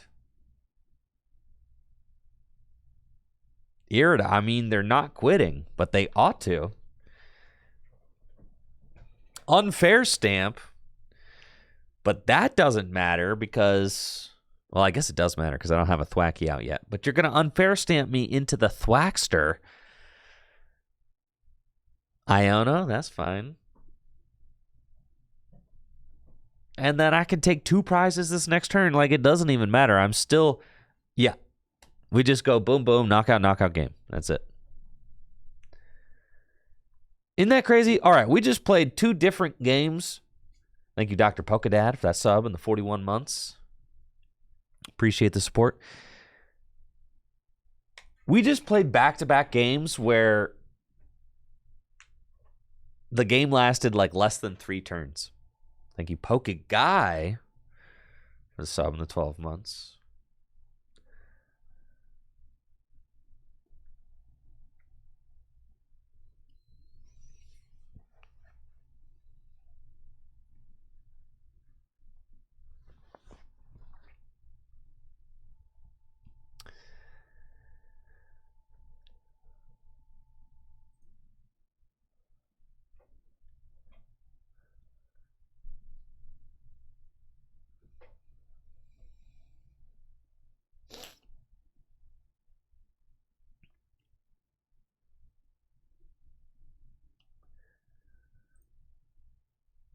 All right.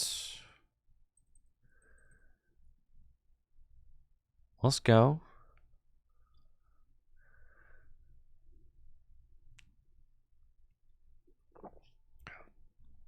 Now, I'm going to be off streaming the rest of the week, celebrating 4th of July tomorrow. And then I've got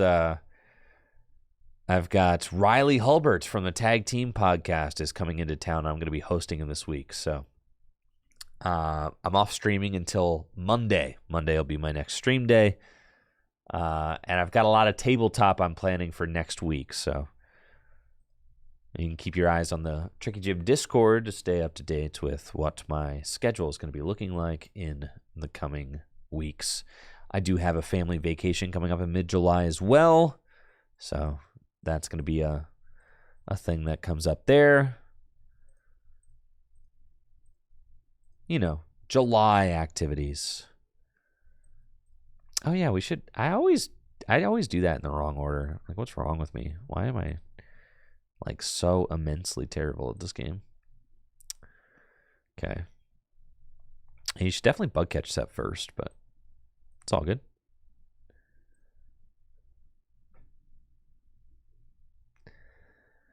Yo, what's up, Oliver? How you doing? Don't know what kind of deck I'm playing against. Who's got Bidoof in their deck anymore? Chenpao Baxcalibur?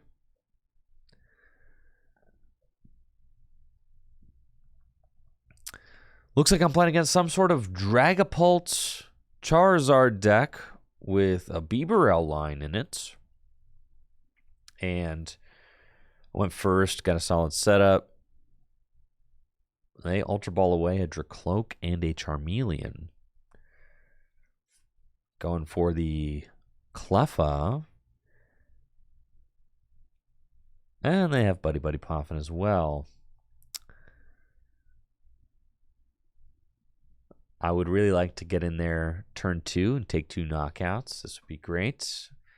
Unless they put down like a Rotom or something, which could soak a hit. They got Kieran for the switch. All right, they can switch into Cleffa and draw some cards. Temple of Sinnoh is fine. That has no effect on me. And they are going to Grasping Draw. Cool. I am going to let this hand rip for 7 with Professor's Research. The Diplin off the top is great. Let's research.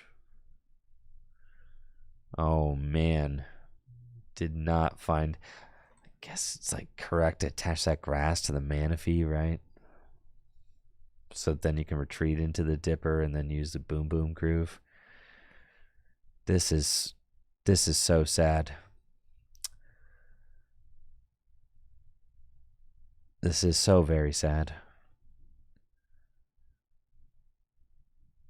But I guess with the Bidoof, you like don't know what deck you're playing against. But I guess I kind of do know that it's a setup deck.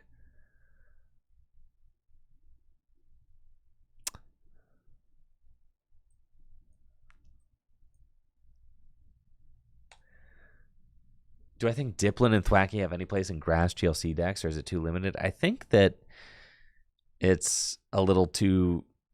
you could play a deck with Diplin and Thwackey in it, but like, does seem like a little bit too situational, doesn't it? Yeah, if they release a single prize Hydrapple, maybe.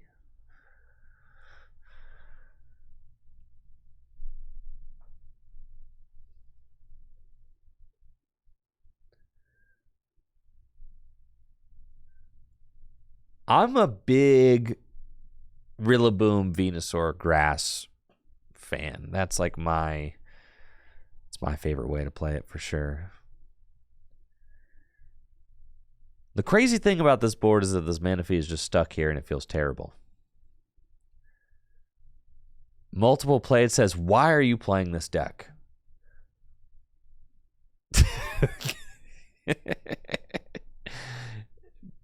Because it's funny. Why are you watching this stream?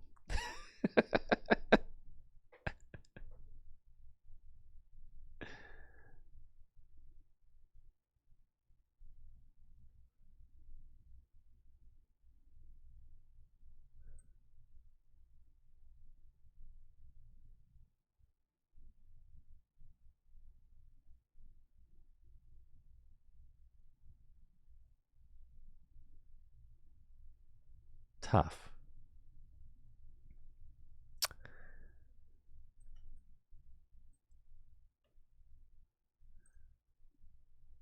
Yeah. This all could have been avoided if I just attached the grass to the Manaphy, I guess. That feels terrible. It's all good. Oh, I kind of got all the guys. Oh, Rare Candy Pidgeot, Rare Candy Dragapult. Okay. Sure.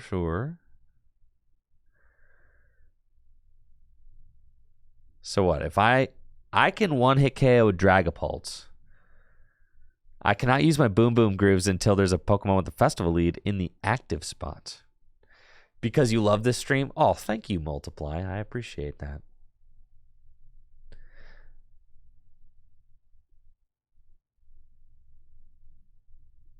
That's very kind of you.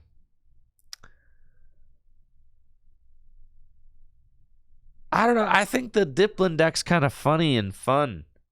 What the heck? 3 rare candies in one turn? Slow down there, Slugger. Like, jeez.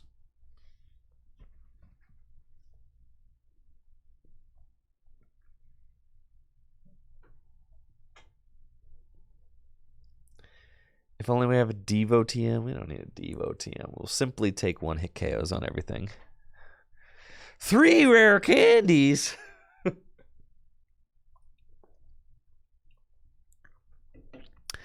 3? I gotta Turo up the beat. Okay, all right. Here's the Dragapult. You got the Psychic too? Nah, all right. You guys want to see me 1-hit KO a Dragapult EX?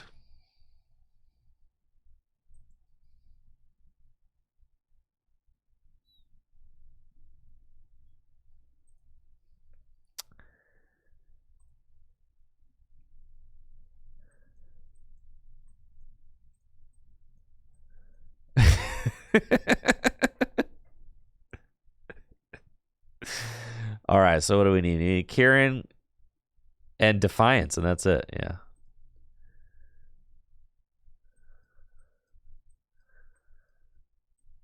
Defiance gone. Looks like it's max belt. All right.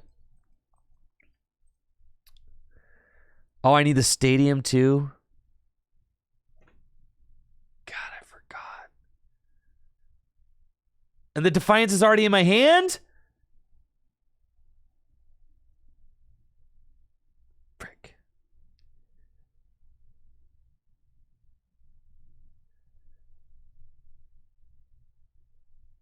Are we cooked, chat?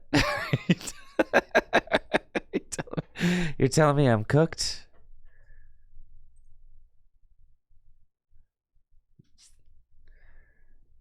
Yeah.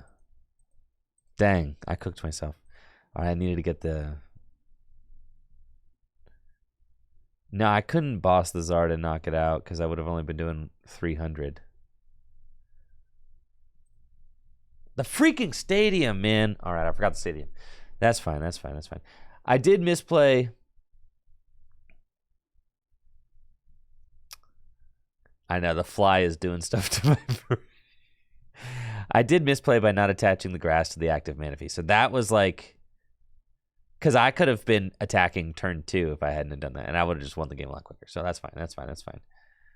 I blame the game UI. Yeah, I agree. I blame TCG Live, for sure. Those are kinds of errors that it's like... I don't make in person because I can kind of like see and feel all the cards that I have.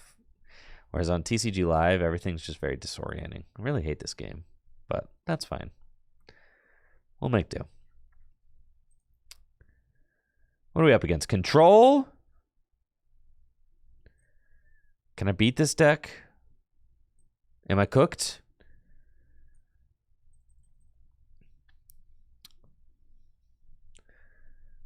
Can I beat Control, guys?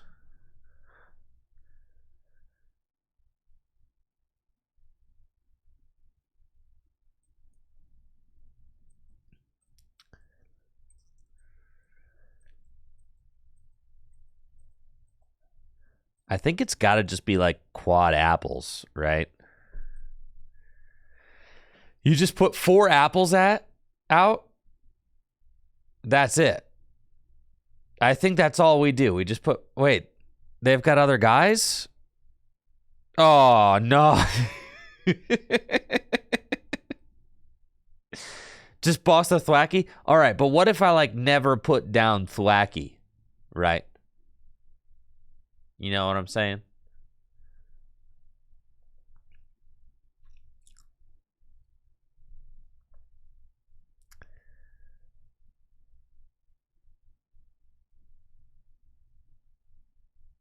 And there's a Luxray V? All right, I think we could put down Thwacky, right?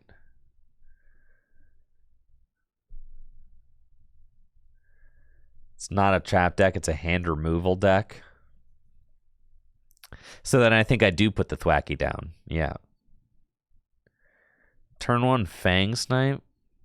Don't do that. This is mean. I have so many trainers in my hand, I don't really care. No, I have not seen this yet. This is the first time seeing this. This is brand new to me.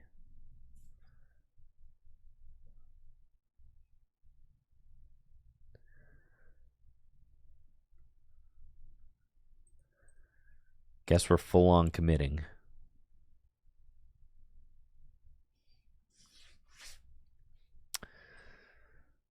Cool, actually. That's a nice set of cards there.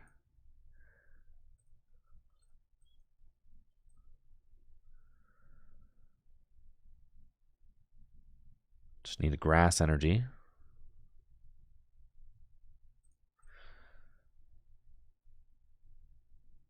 That's fine.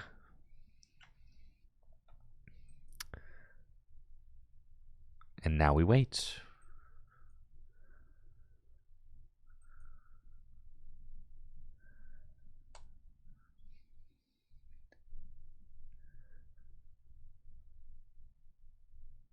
Now we chill.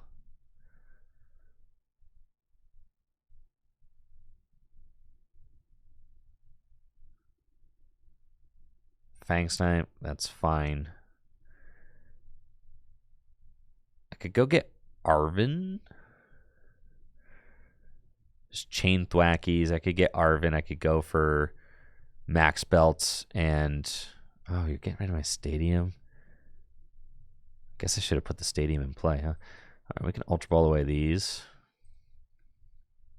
Yeah, we should have put the... Yeah. We definitely should have put the stadium in play. That's my bad. Okay, so we're going Thwack.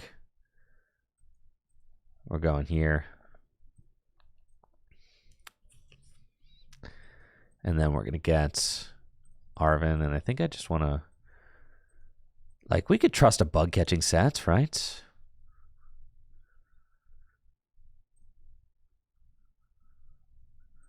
Surely.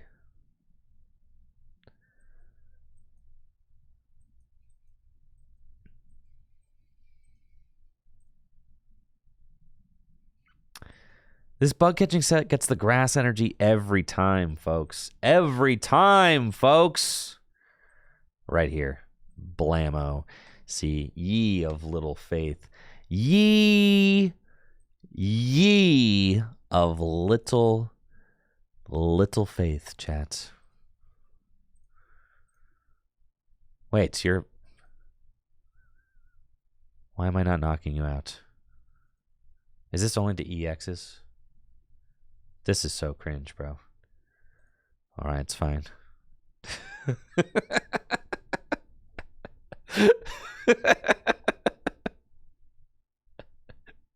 Maximum Belt's a terrible card. What the heck is the point of this?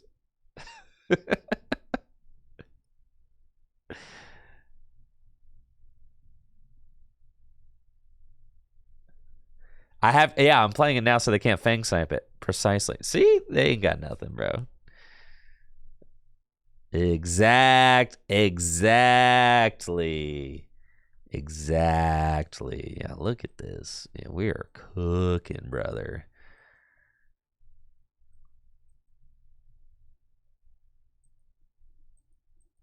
Get more dippers out. Boss Pidgey? I really want to knock out this Luxray, y'all. Don't you want to knock out the Luxray? You tell me you don't want to knock out the Luxray? I want to knock out this Luxray.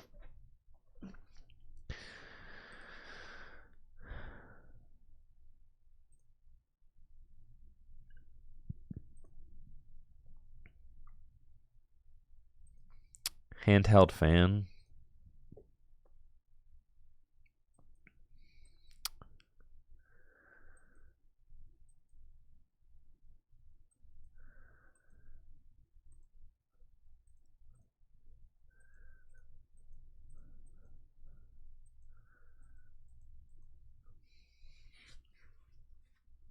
This feels like a good card to have.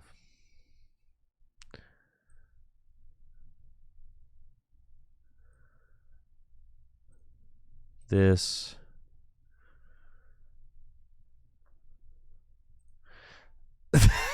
Wait. So they're going to move it back and then I'm not going to be able to announce an attack. Yeah, that's hilarious. All right. Sure.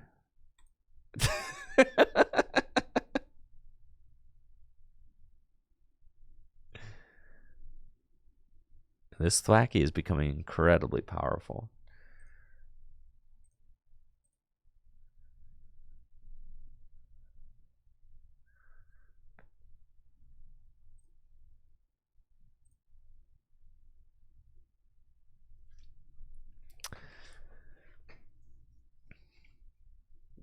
Got it.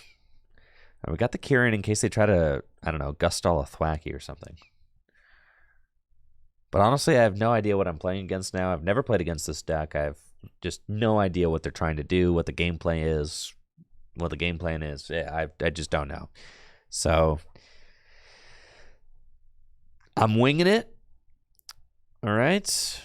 We're figuring it out as we go.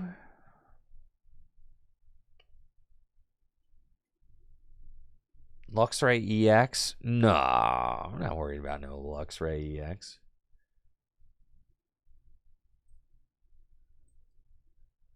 Why would I be worried about Luxray EX?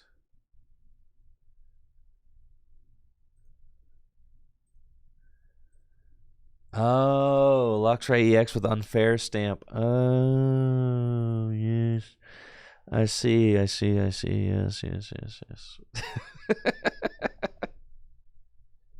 But who cares if they completely remove my hand? Because, like, yeah, you don't have squat. Yeah, right. No problem.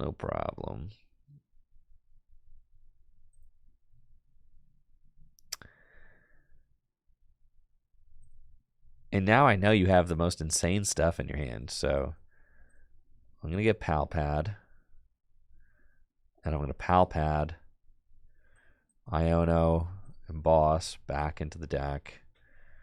And then I'm going to Boom Boom Groove for the Iono, and I'm going to play it.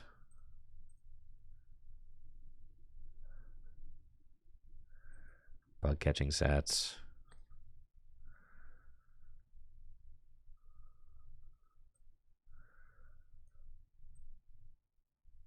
Iono. Thank you, Adam, for the Prime sub in the 2 years. Appreciate it. Okay. And we will do the wave. And go down to 1 prize remaining. And we're hoping that... hoping that we're kind of just chilling here. Great. Take it.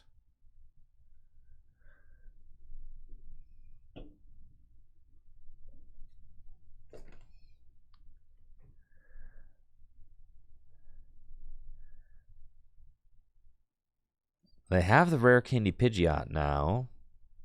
That is a little bit tough, but all I need is to knock out any single prize Pokemon. Yeah, no, GG's. Yo, thanks, Havoc Gaming. Glad you are enjoying it.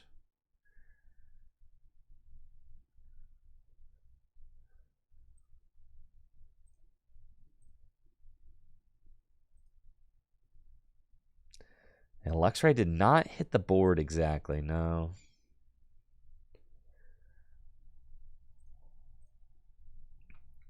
No Luxrays in sight.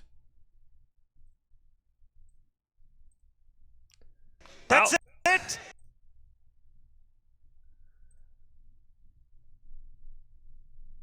Little Jaywitz there. Yes, I'd love to go first. Thank you.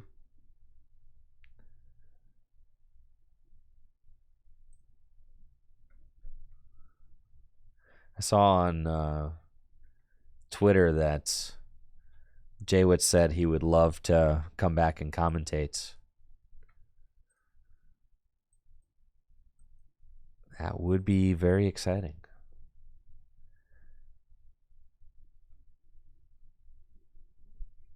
The Applin Mirror, and I go first. The Applin Mirror is hilarious, and by hilarious, I mean not really hilarious, actually. It's all about who gets the first double knockout. And if you're the player who gets the first double knockout, well, then you pretty much win.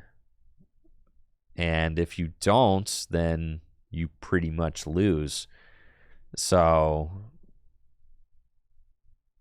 there we go. We're kind of chilling. Turn 1. That looks great. And then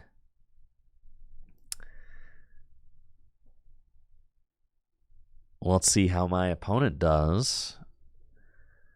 They've got all the dudes. All the dudes. And a bug catching sense.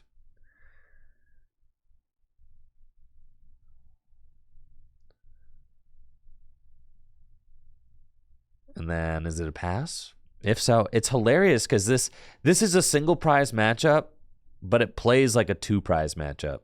Top deck research there is really good. I had everything that I needed without the research, but getting the research just is really solid. So we're happy we got that. I could have played the Kieran to like boost my damage and gone boom, boom, and taken 2 knockouts.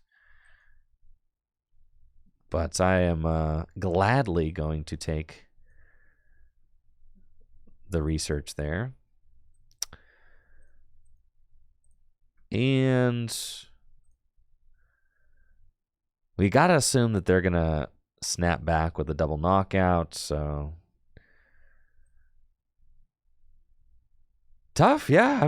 Barely got there. We're only doing 80 damage. Oh, Kieran only boosts against EXs and Vs. Why do I keep forgetting that? All right, so never mind. Forget everything that I said. I keep feeling like Kieran should boost against everything. But it doesn't. The research there, too.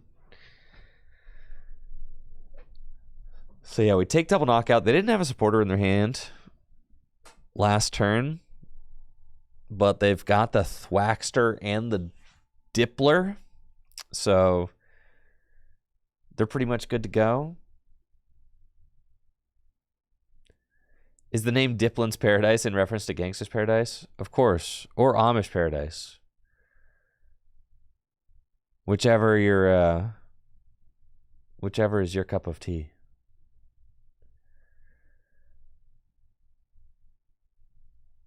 Living in a Diplin's paradise. I churned butter once or twice. Living in a Diplin's paradise.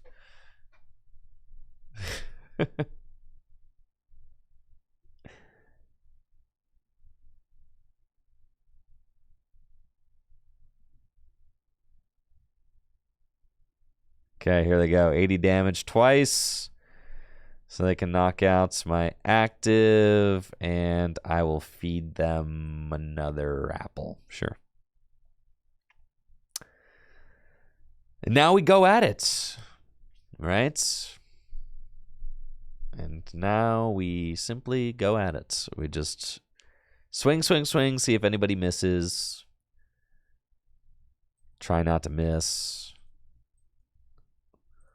I should not have forfeited that apple. Wow. I prized one. That was my mistake. Okay.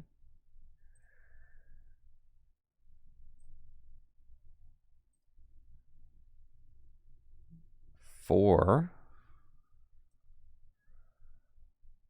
I can Arvin for... I could Arvin for Rod. And then kind of just do it, which is honestly fine. Yeah. Let's just guarantee it.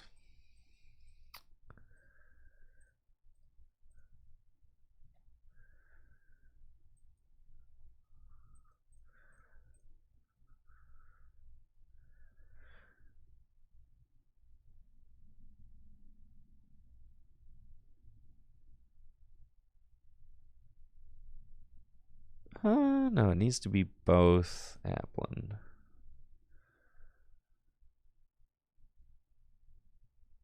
That's fine.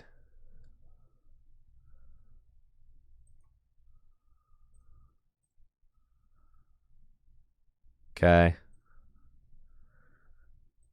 Do the wave. Yes, sir.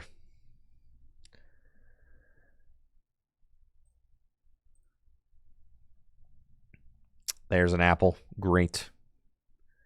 Send somebody else up to the slaughter. That's right. Okay. Nice. We got our backup dip right there. Feels powerful. And then if they Iono me, they're not going to Iono me, dog. Come on. Come on.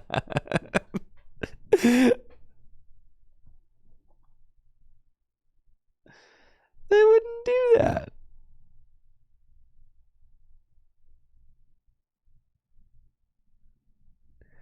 They're not even going to be able to attack. They need 2 more guys.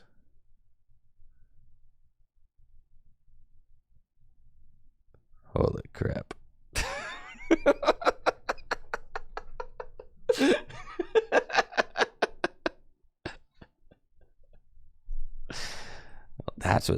That was quite unfortunate.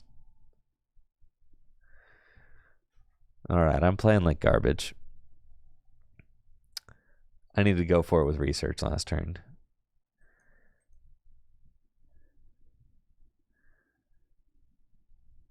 Well, that doesn't help. Dang. They dipped harder than me, bro. All right, I'm going to stop misplaying. I'm going to put some predictions on the lines. That's going to get me to play better. Put the predictions up. There we go. I needed to Arven for Ultra Ball to Grookey. Oh, and then I could Grookey. Yeah. I could have Arven for... No. Right? Because I needed to... Let's see, if I Arven for Ultra Ball for Thwacky, then I can Thwacky for Thwacky, Thwacky for Thwacky, and then Thwacky for Rod. Oh, yeah. You're right. I needed to do it that way. Yes, you're right. Yes, that would have done it. Yes. But then it's still at the end of the game there, I was getting Iona into. I needed to not promote the apple on that one turn. I needed to check my prizes, so I needed to not promote the apple. On the turn that I promoted the apple for the double knockout, I needed to not do that. What have I could? There's a lot I could have done, actually. I wasn't checking my prizes, so I promoted the apple, and then my other one was prize, so then I had to rod on a turn that I shouldn't have had to rod on. Yeah, it's fine. We're playing good now, so I'm done playing bad. We're playing good now. Yeah. I'm over the misplays. Honestly, the misplays are getting cringe and boring, so I'm actually going to play elite. I'm going to play like Joe Flacco levels of elite this next game.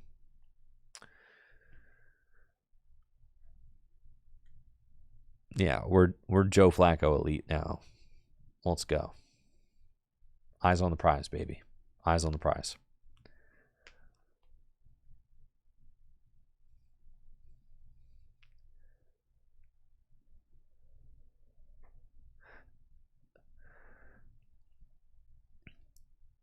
Looks like I'm up against a Blood Moon Ursaluna. Could get rough out here, but that's fine. I really don't want to Ultra Ball away this Diplin, but I really want to go get a Grookey, so I think that that's just what we have to do. It feels more correct to get rid of the grass than the Diplin. That's fine. Get a Grookey. Got all our guys in there. That's great. Manaphy's prized, I think. And then we'll pass. And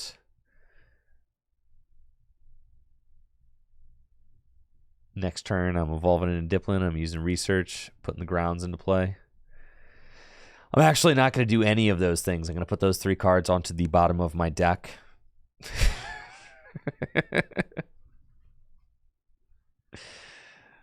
We're playing against the Lug. I was wondering. All right, Lugia. Interesting. They've got Luminion and a Lugia. I would really like it if I top decked a... Oh, not this guy. I prized my Manaphy too. This is so uncool.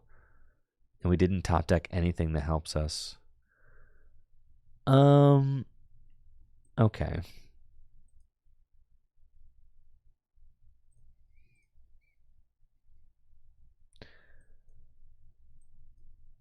Fascinating.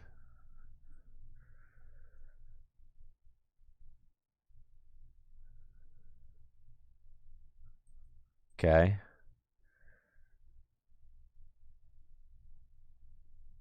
Pass.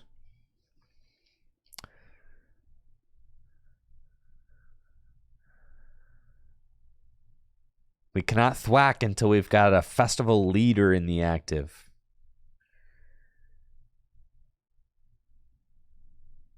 Capturing Aroma Tails. I know they have Illuminion.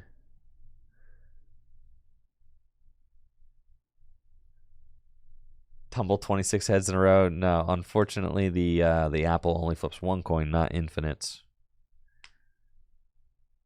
1/1 Lilligant V-Star.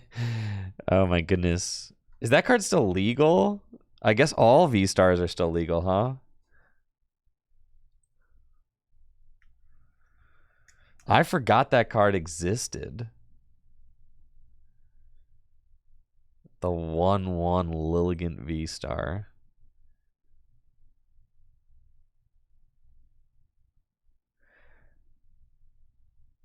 All right, am I cooked, folks? No, I'm not cooked yet. Not yet.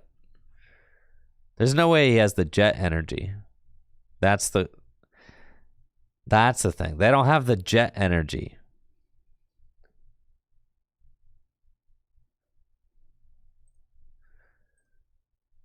That's true. We could have Palpatted the Arvin back in.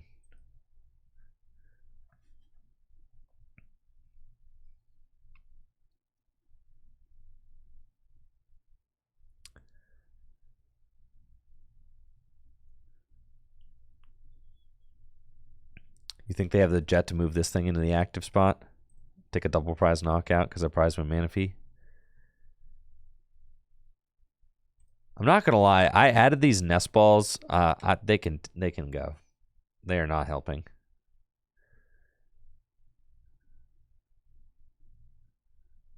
You think they're just gonna hard retreat?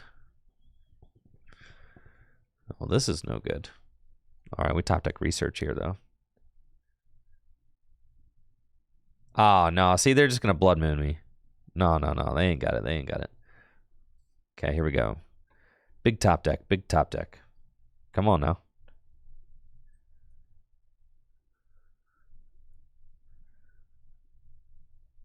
All right. Yep. Big top deck.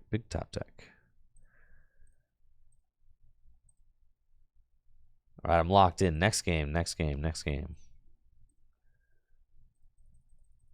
This is the one. We finally are cracking the code.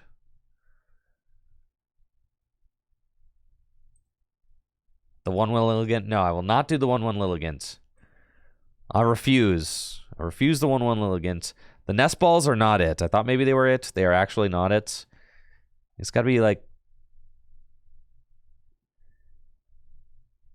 probably 4 Iono.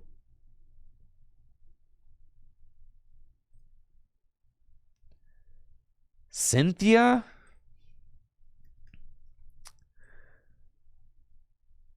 Draw to 8?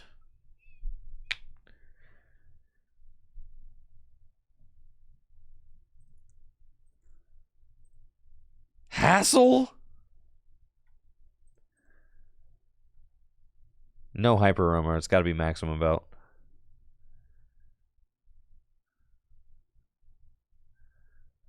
The Arvins are fine, but I don't want more than 2.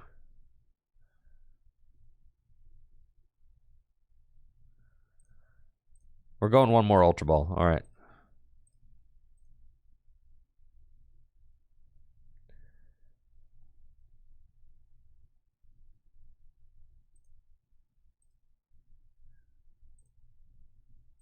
Fine. I'll do 2 Iono. 1.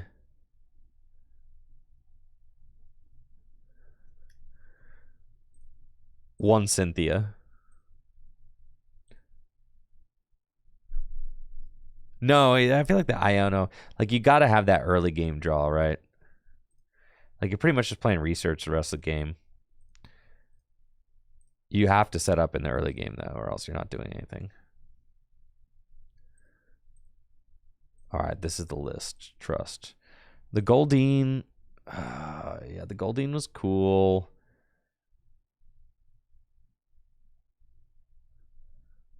It was fine. I do think the Goldeen. Yeah, we'll put the Goldeen back in. Instead of.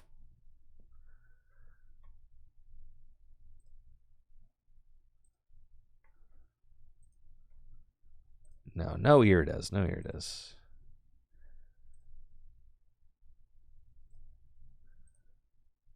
Go Goldeen here.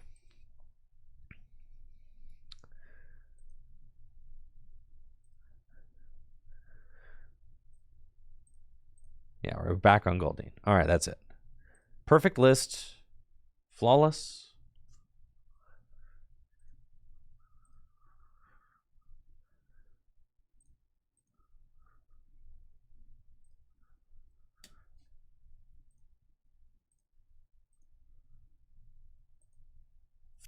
We've solved it.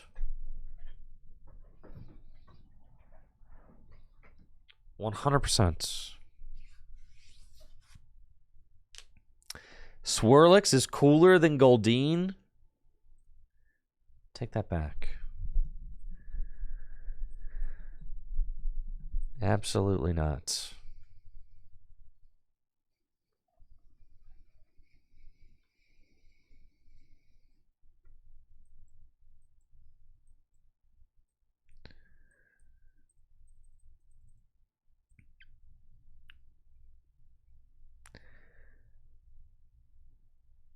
I don't know why I keep getting paired up against Frostlass decks, but it's fine. We can beat this Frostlass deck for sure. This one's got Greninja. So that's going to be, a certain amount of stressful, but that's okay.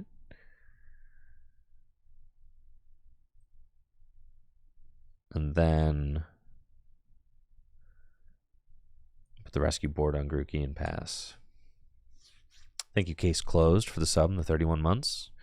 Also, if you were looking to pick up some Pokemon cards in the near future, make sure to check out... Ooh, I win! Make sure to check out fullgripgames.com. We've got a 4th of July sale happening right now over on the website. 15% off everything site-wide. Definitely make sure to take a look at that if you have not already. Shopping at fullgripgames.com directly supports the content I create here on Tricky Jim. It allows me to get these nasty dubs like you're seeing right here.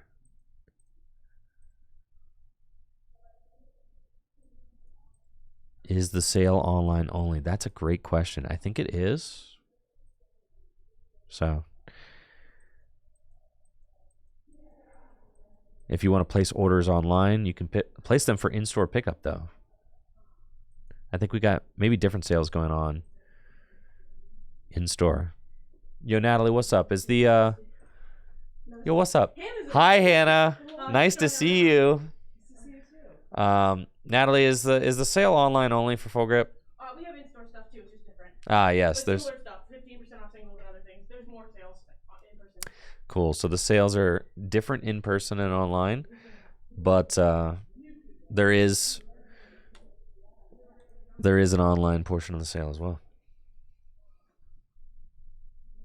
There's an in-person part of the sale too. There you go.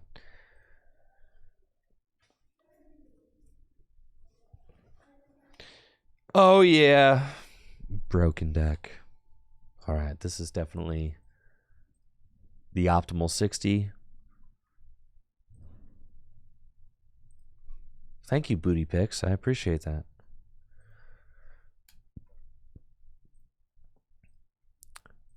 Optimal 60, optimal gameplay, optimal routing.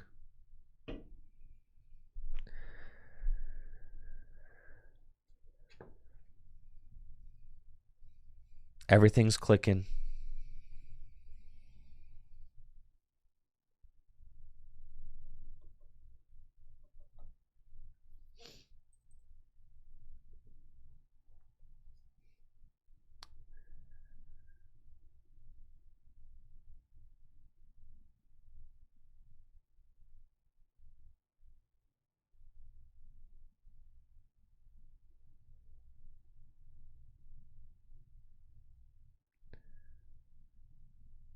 Let's see what we got. Mulligan hand. Unfortunate.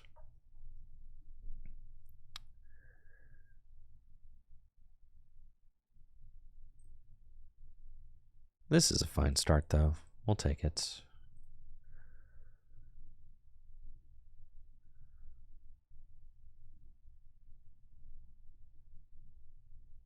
They're playing a deck with Charizard. What do they have? Unfortunately, a couple of mulligans. Let my opponent start with a 9-card hand. Going first. Ooh, there is a Charcadet. Okay. Some sort of Armor Rouge.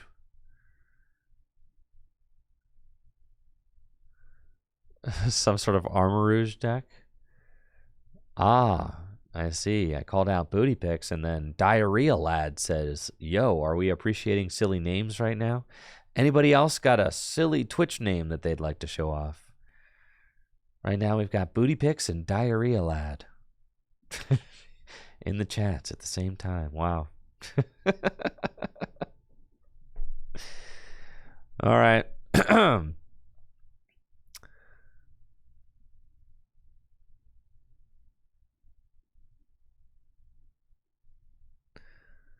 We got What the Fuck and Mr. Walrus. Very cool. Lots of silly names here. All right, we're up against Arceus Armor Rouge. They went first. Got turn 1 Arceus down. Fine. I don't love getting rid of all these guys here, but that's okay. I'll put that down, put that down.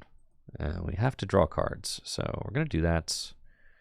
A couple Grookey and a bug catching set. Thankfully, we did find a rod, so I could rod before the bug catching set, which is pretty cool. So we'll do that.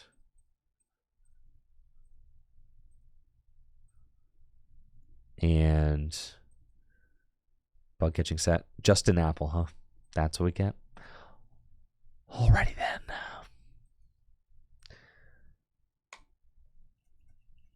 Fine.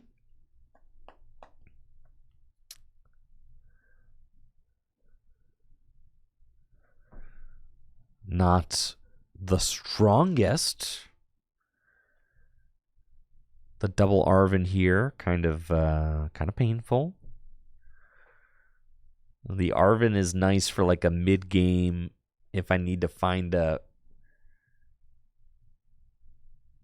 Nice. All right, we got Iono. We're chilling. And look at this beautiful 6-card hand. Just the last says, when are we playing real decks? What do you mean? What do you mean real decks? So now we don't like silly decks anymore.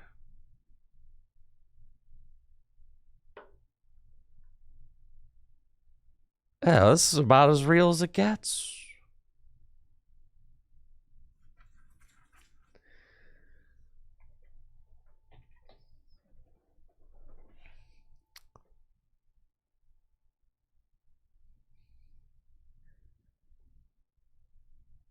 I mean,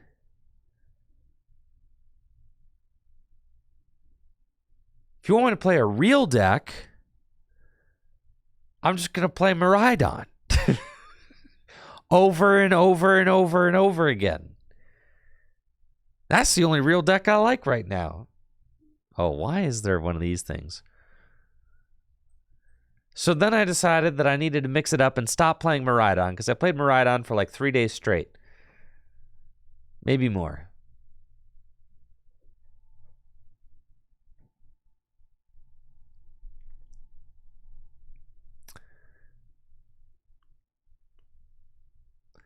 Plus, gosh, you're telling me I can't even one-hit KO this Arceus V-Star? Actually, I can. I've got Kieran in my hand. Wait, are they cooked? If I Kieran...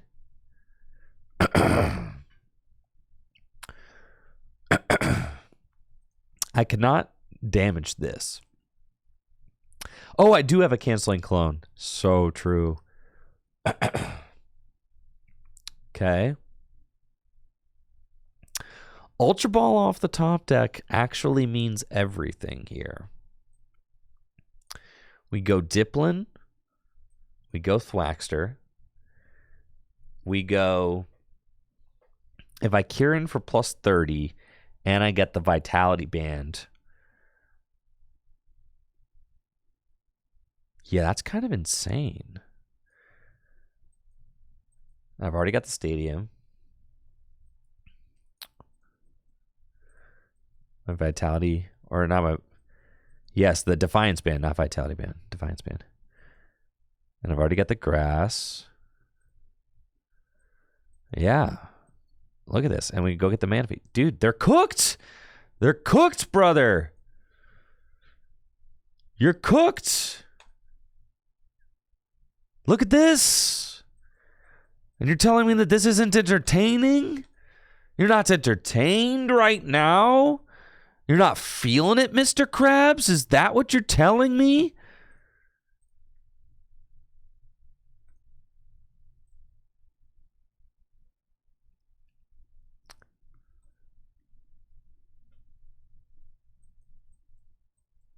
Is that what you're saying?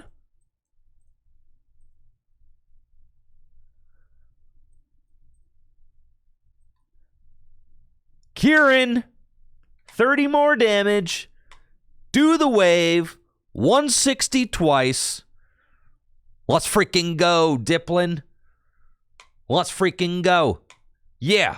Wiggle back and forth. Smack him. Do the thing.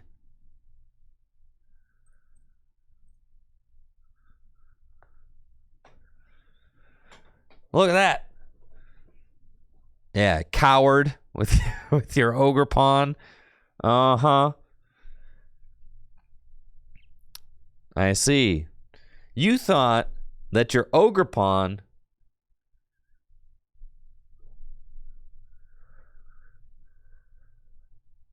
was going to checkmate me. That's what you thought. You thought that I didn't come prepared for this exact situation.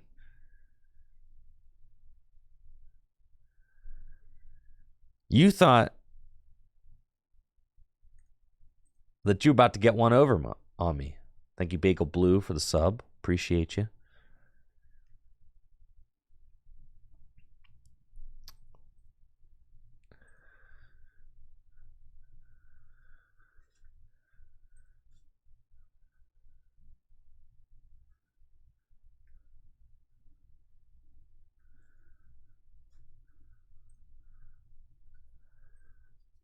Oh, yeah.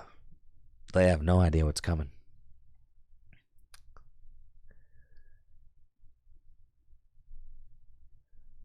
Demolish for 140. Ouch.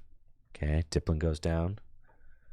Is my cologne prized? No, don't tell me my cologne's prized. Come on now.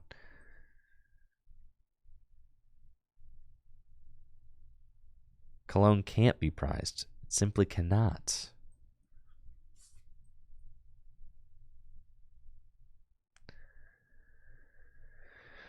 Well, well, well. I do need to find one of those guys.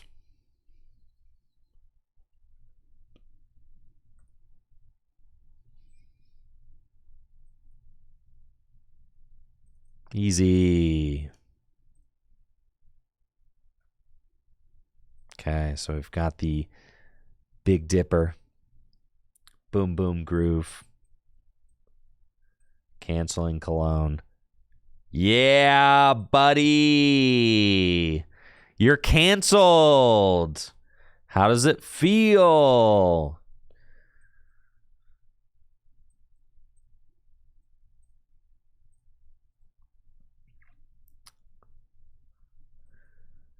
You're canceled, my guy.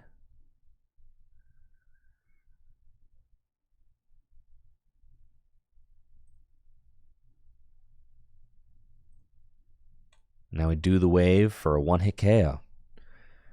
200, and then 200 again.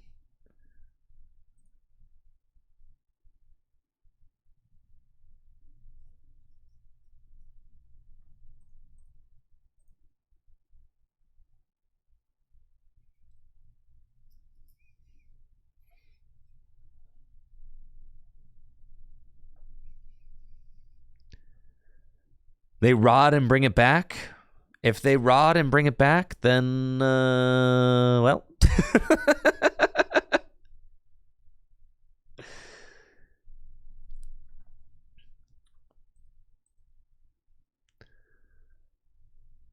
Oh, did I leave it so that you could purchase votes on?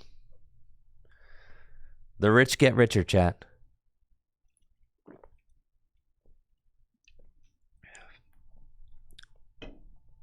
Dang, the rich only get richer.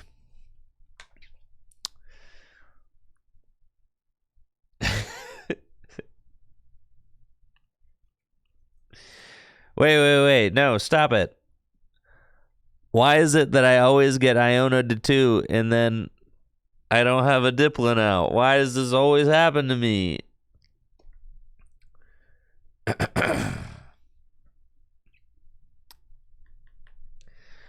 Why does this keep happening?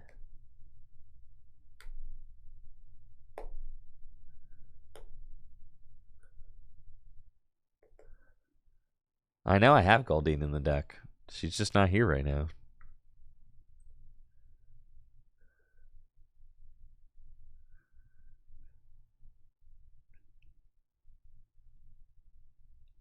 Huh. Here we go. Top deck. Diplin. All right, I'm done with this deck, bro. Oh, people are paying their way into real decks.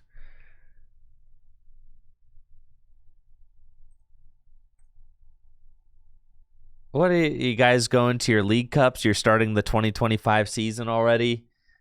You want to be top 125s? Is that what it is? All right, fine.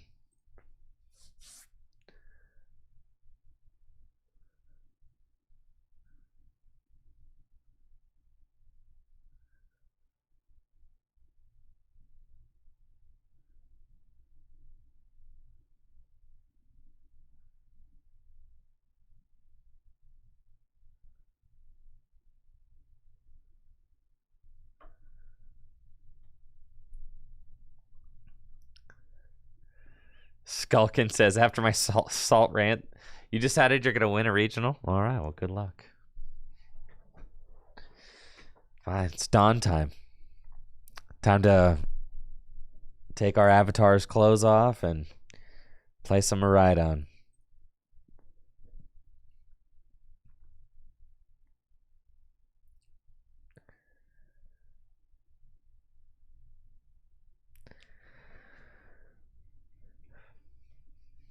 Well, let's do it.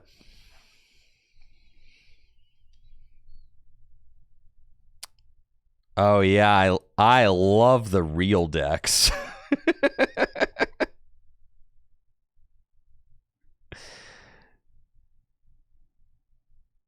Man. Silly deck still won? Oh, we're so back, folks. No, the silly decks won.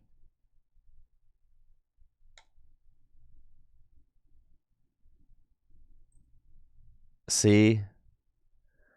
And we're playing against Blissey?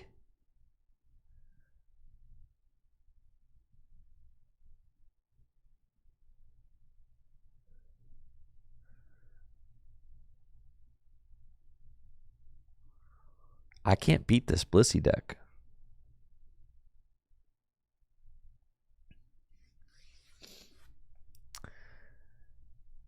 And we're going to lose. All right, so then what silly deck do we have up next then? Who's next in line?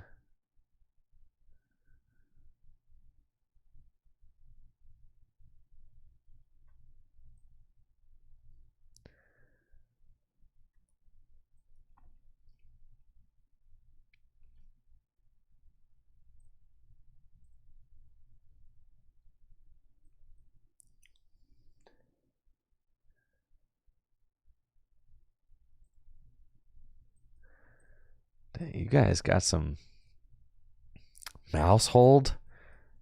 I mean, how much losing do you want me to do? Like, truthfully.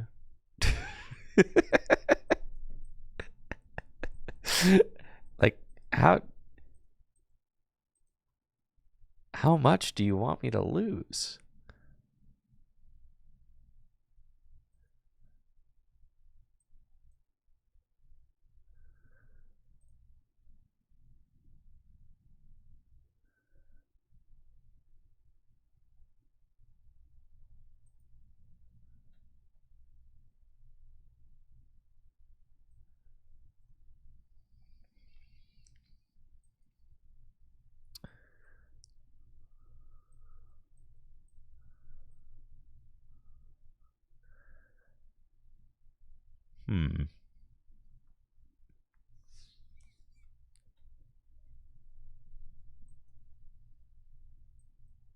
That's fine.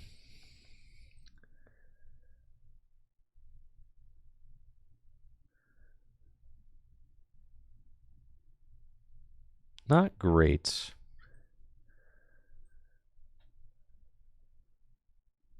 Better.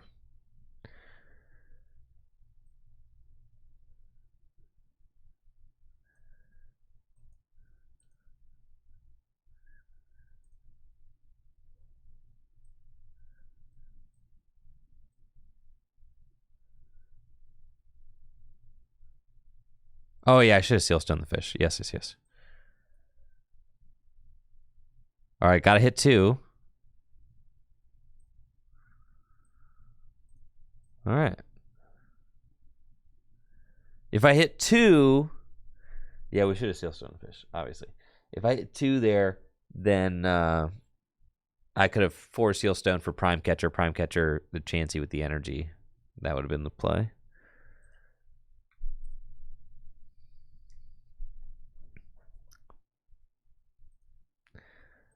All right, so Silly Decks officially won the vote. Silly Decks, huh? How silly we talking?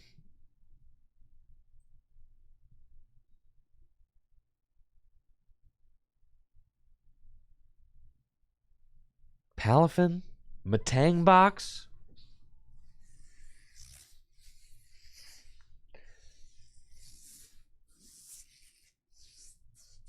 Porygon Z. Lugia V-Star. You can't have a Lugia V-Star in your deck or it's instantly not silly. Quad Thorns?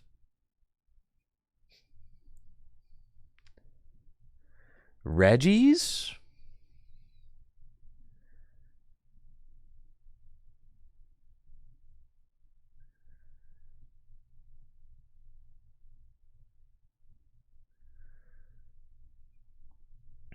Garganackle Ogie Dogie.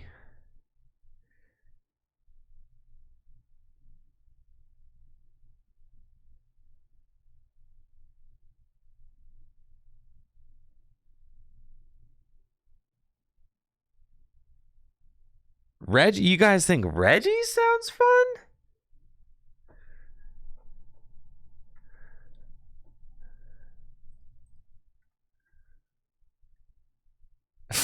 Fly on the Wall wants to see Andrew Hedrick's NAIC winning list.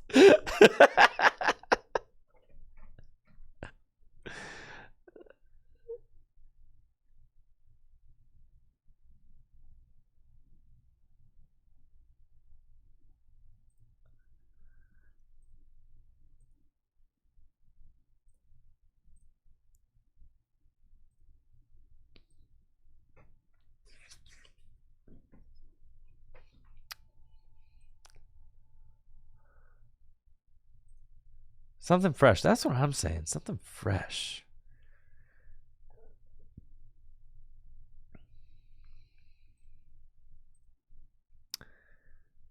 That's what I was trying to do. Something fresh. All right, what's the Toadscruel? Oh, yeah, let's do Toedscruel. Yeah.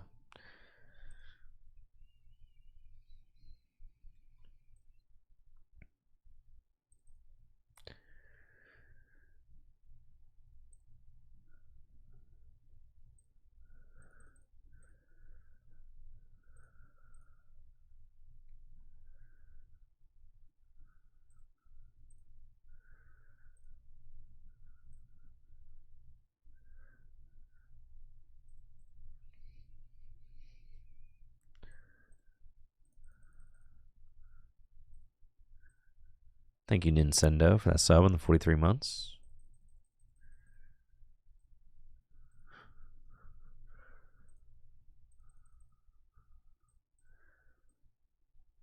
All right, what are we doing? What are we doing with the Toedscruel, huh?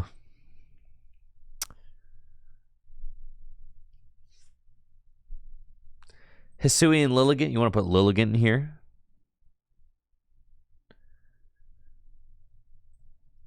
The 1/1 Lilligant V-Star.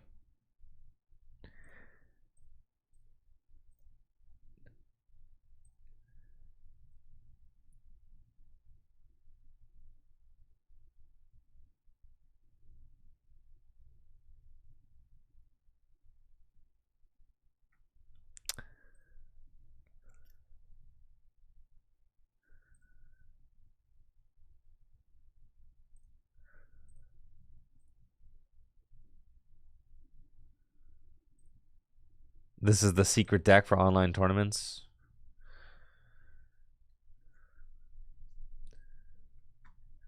So it's already been done. So it's not silly enough, is what you're saying.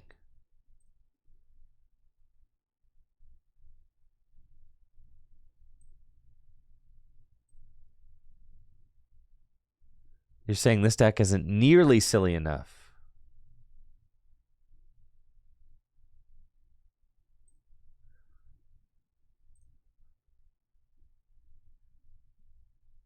Huh.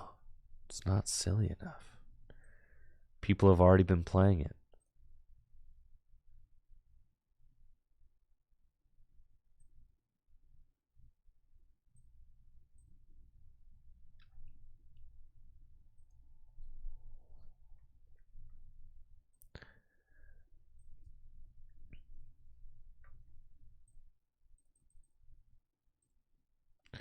Oh, you got to play the grass thing. That's right.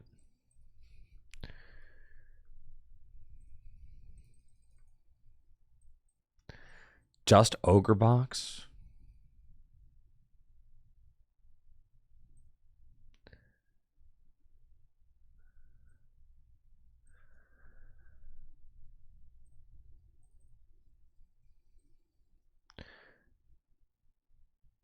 $40 more damage each. Your benchmark is so 5/4. So you could do 280 maximum.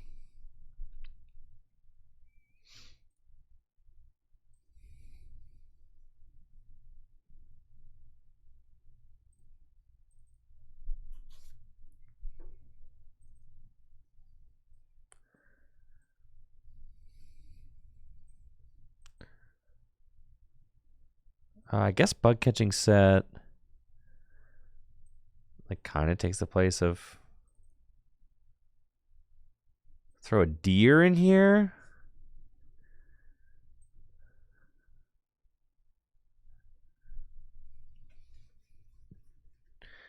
Sure.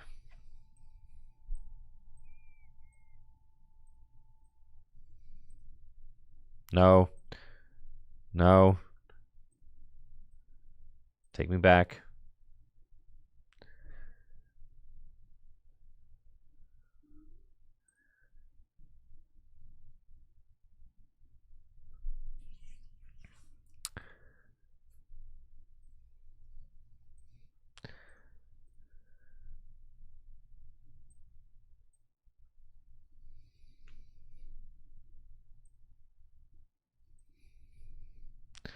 Gotta play some boss. Gotta play some Iono.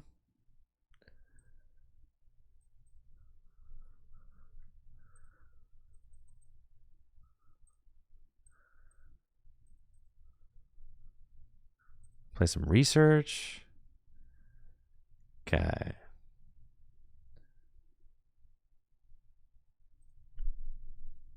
Okay, so what do we got? You could play Buddy Buddy Poffins in here.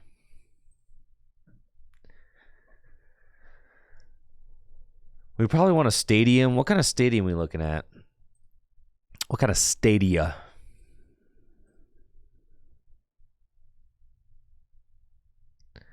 Jamming Tower.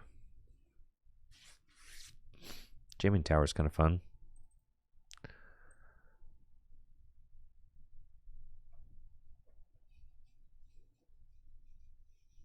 Lost City. What are we getting rid of with Lost City?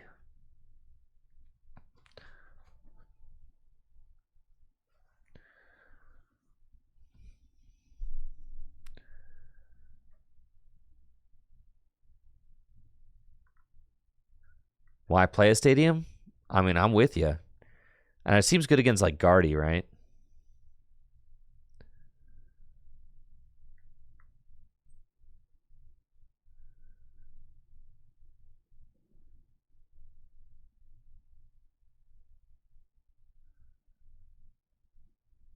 Probably want to play Max Belt.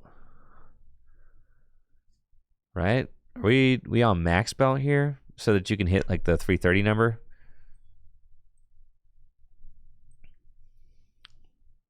But then you can't play it. Then you don't want to play the jamming towers.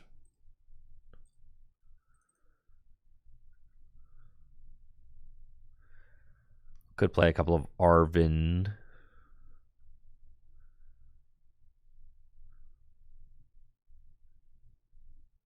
Could play one Cleffa.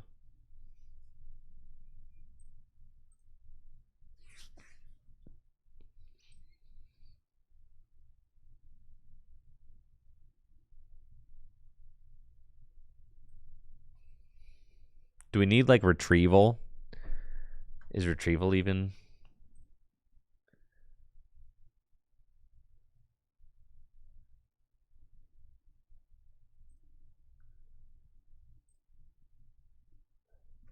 Guardian and Dragapults would both be nice to be able to one-hit KO, right? I think Maximum Belt's probably good for that. Weird Ear one-shots anything? That's true. You just deer that. All right, so then we take out the Max Belts. So then what A spec are we on? Prime. Prime Catcher.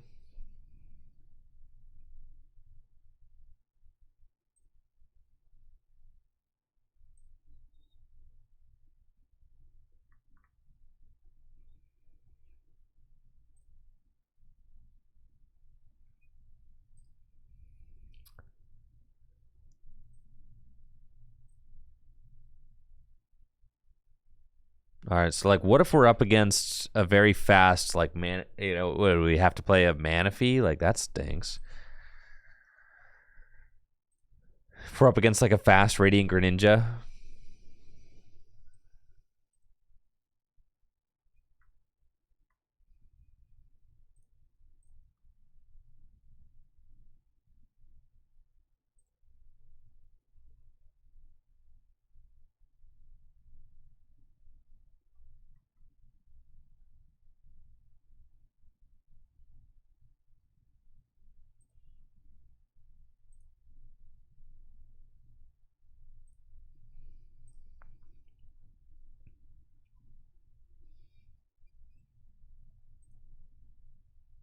Lost City to get rid of Radiant Zard.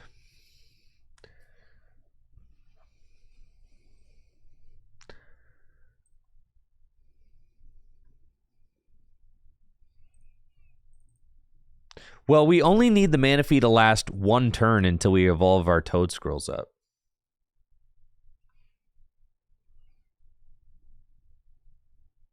Do we want a Radiant? I mean, we don't even have any switch cards in here, but I guess you don't really need them, huh? Just the Prime Catcher.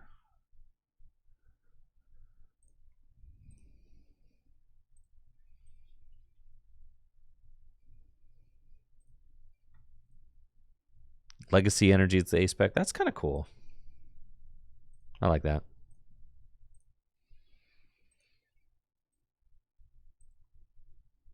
Just because like not a lot of decks are playing.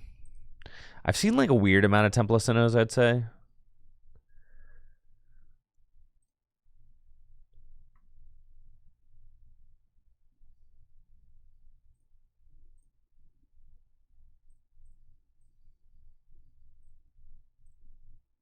I don't think we need the Earthen Vessels if we're playing the, just like playing enough grass energy with the bug catching sets. We could play like a Rod. Because we don't have a single prize attacker, so I guess like that's kind of what's convincing me of maybe the legacy being okay. Cool. Let's try that. We don't have a switch. That's fine. We don't need a switch.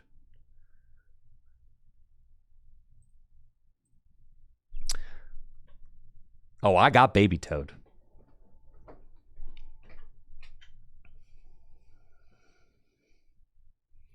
How do we deal with Lost Box? Well, we should probably play like a Turo scenario or something. But they can't Sableye you.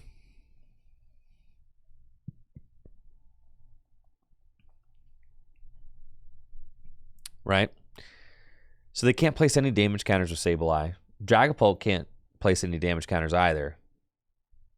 Because your whole deal is you prevent effects of attacks. So then they're relying on attacking you the old-fashioned way.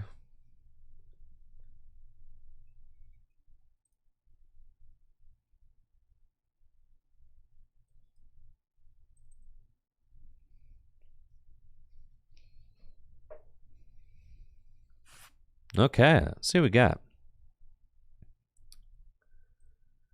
Looks like I'm up against Reggie Drago V-Star with the broken Toedscruel deck. Now, the really cool thing about this matchup is that they're going to try and maybe spread damage with Dragapult EX using its attack with Reggie Drago V-Star, but our Toedscruel EX's protective mycelium ability prevents all effects of attacks done to Pokemon that have energy attached to them. So we're going to try and get energy onto all of our Pokemon to protect them from Reggie Drago, V-Star, and Dragapult. There goes the Dragapult right there. Yes, the Phantom Dive. The 6 damage counters place is technically an effect of an attack. We've got the Cleffa as our lead, which is nice. That is great. So we've got Weird Ear there. Cool. We're going to start off with Bug Catching Set. And it looks like we're into a Toedscruel and Grass. That's fine. We'll Nest Ball for one of these guys. And I prized a pair of Toedscruel, which is unfortunate. So we're going to hope that my opponent doesn't get the turn 2 Gust Knockout. That would be gnarly. Teal Dance. And here's a Toedscruel. And here's an Energy. And here's an Iono.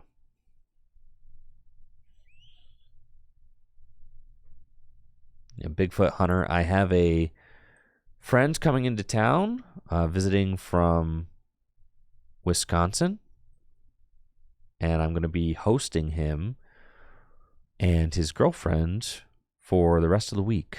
So, very excited about them coming into town. But, yes, I'm going to be hosting them and I won't be able to stream. And 4th of July is tomorrow. So, really, it's like 4th of July and then Friday I'm taking off, basically. So, basically one day off and a holiday. And then the Pokestop definitely helps them if I leave that in play. So I'm okay to counter that. Ultra Ball. Get another.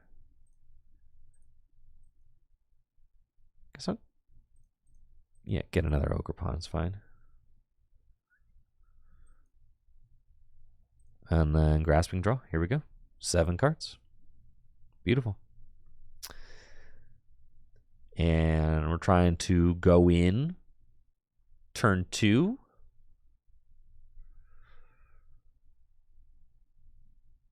With a big Teal Mask Ogerpon. That would be the goal. All right, they evolve into Reggie Drago V-Star. They got the Legacy Star. It's happening right now.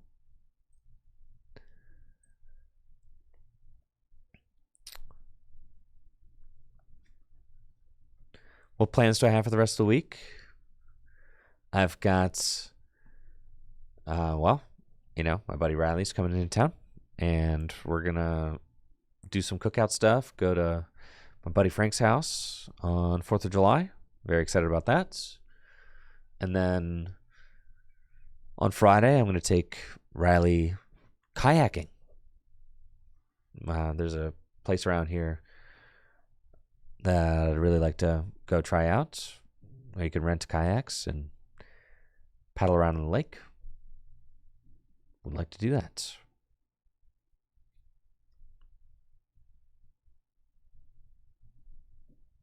Natalie said that Riley and Jill will never come back into town if I take them kayaking because nobody likes kayaking.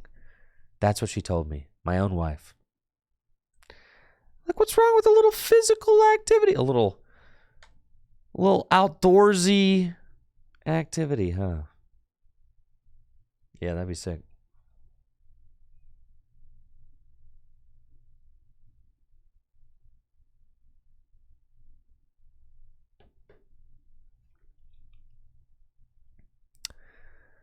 Okay, so they're probably going to be able to, do the Phantom Dive.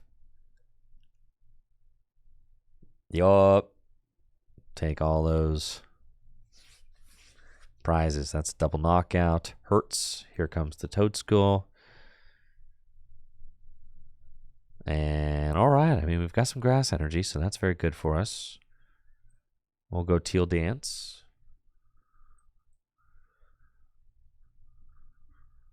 Teal Dance.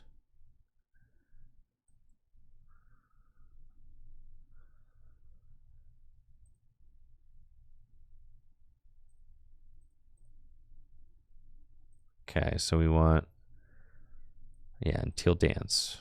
It's fine. Okay. Energy here. Here.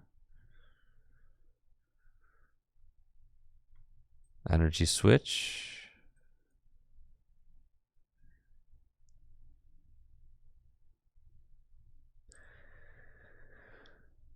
Oh boy. You? That's crazy, dude. All right. Nest ball. I've prized my Mew. Well, that's kind of terrible.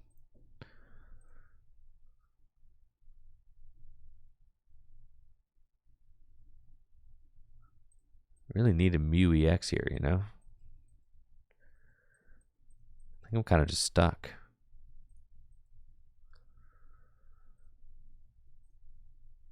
Thank you, EJ49, for the sub in the 2 months. Appreciate it. I don't think that's... And I guess I can knock out the Regidrago on the bench, but I kind of just lose here. And I prized my other 2 Toedscruel.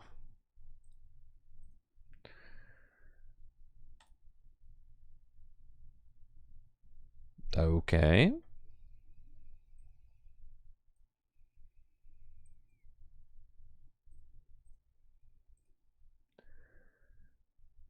All right, we Teal Dance again.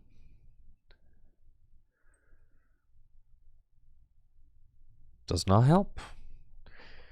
Well, actually it does, because I have the one-hit KO, I suppose.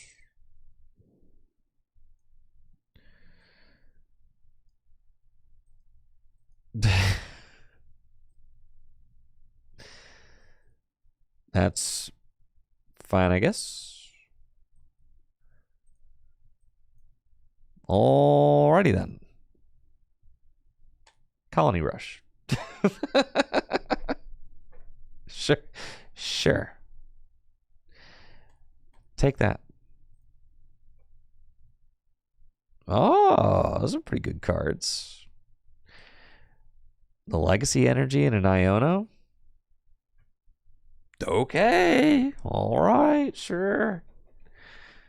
Whatever, man.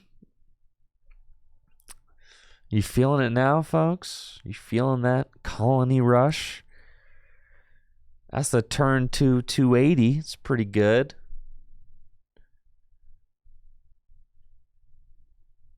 Oh, Tora D. Soren. That's a really good idea. Yeah, I think that would really catch on. Good thought.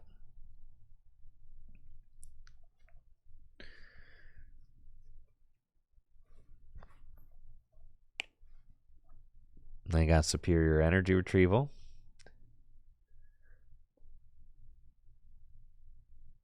Okay.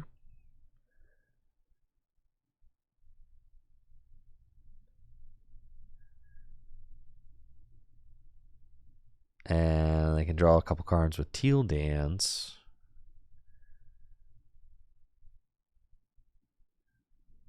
Sure.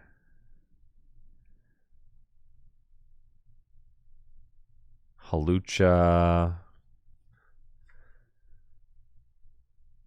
Why is Halucha? I guess the Halucha is there to fix math for Dragapult's Phantom Dive, I suppose. The Scoop Up Cyclone. Holy smokes. Okay, and then we're getting another draw with Teal Dance. Sure. They are 3V star down. I think they're bodied, chat. Yeah. Yeah, I think they're actually ruined.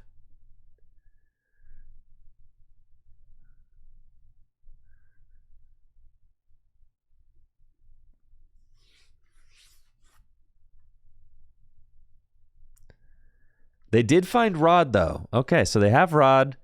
They're putting 3 Dragos back in because they need to research into one. All right. And there's a Drago. Okay. So, I mean, and they got a Drago V. Now, in order to knock out the Toedscruel, I'm pretty sure they have to go and, yeah, they have to discard 4 energy or whatever to take the knockout with the, Raging Bolt. That's fine because Weird Ear is about to come in hot with the Legacy energy. But I need a lot of energy. Psy Shield Bash, 40 damage for each energy attached to this Pokemon. And then, so it needs to be 4 times 8. It needs 8? 8? That's so many.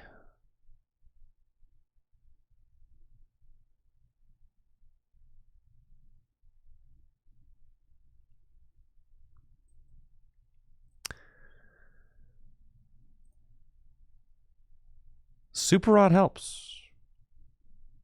Yes, it does.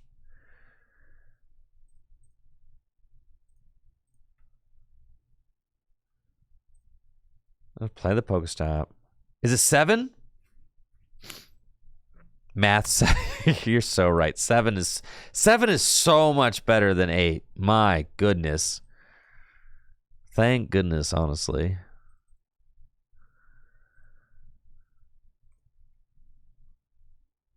Okay, let's bug catching sets. Oh yeah, we're cooking, man. Teal Dance. I am counting the. Oh yeah, I was counting the one I'm losing from retreating. Yeah, for sure.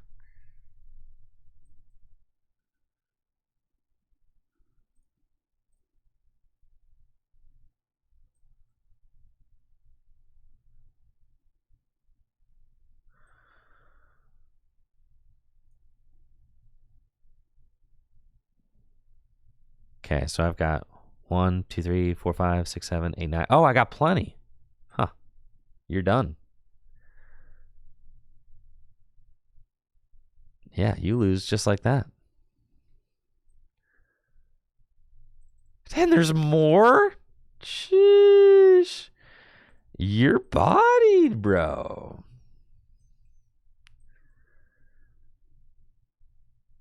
You're done.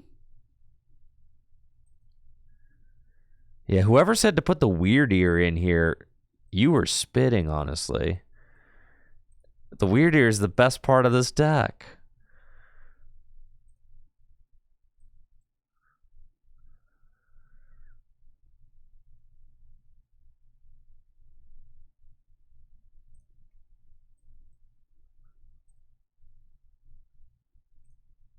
Look at that. 320 damage, just like that. With the legacy on it, too. Like, bro. You're giving the old Psy Shield bash for 320. What the heck? Wait, what?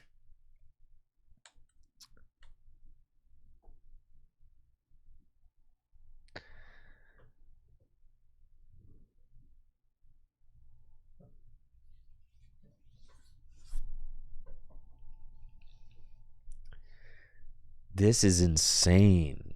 This is the deck.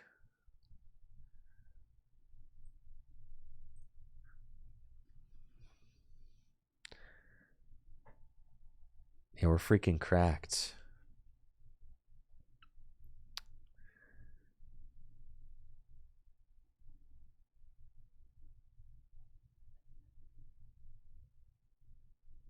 If they can attack with the mask, nah, they're not gonna attack with a mask. Come on.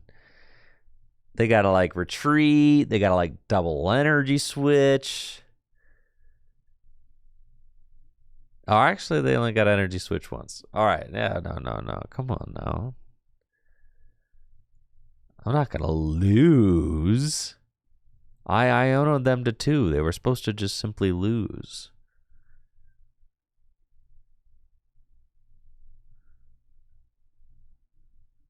Oh, they take only 1 prize on the deer. That's true. But then I need to figure out a way to win the game.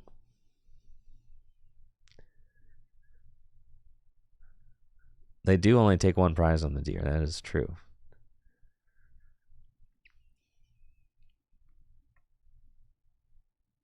GG's.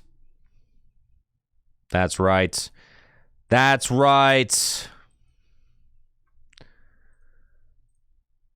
All right, Weird Ear's kind of cracked.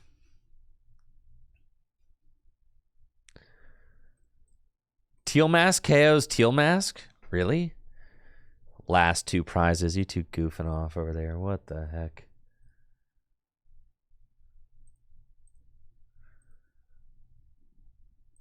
All right, this deck's kind of nuts with it, actually.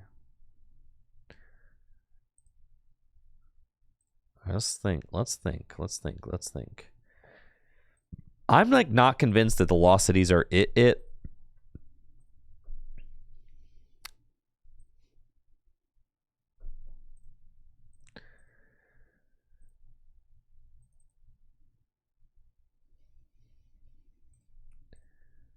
Rod was good. Bug catching sets were good.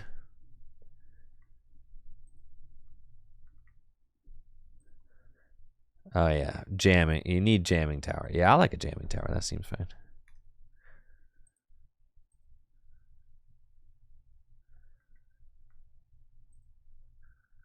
Because I'm not playing a tool now, so we'll just do those. All right.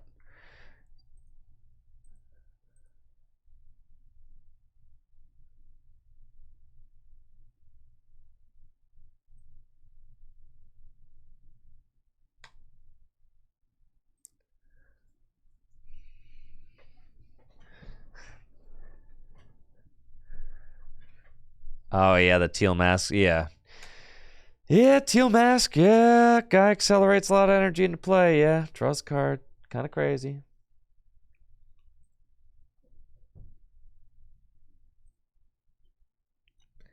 Definitely a go first kind of deck out here.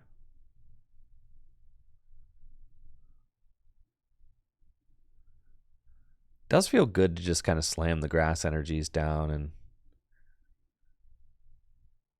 draw cards. Feels good, man. Feels strong. Feels good to have a extra item-based search card like Bug Catching Set. Boost consistency.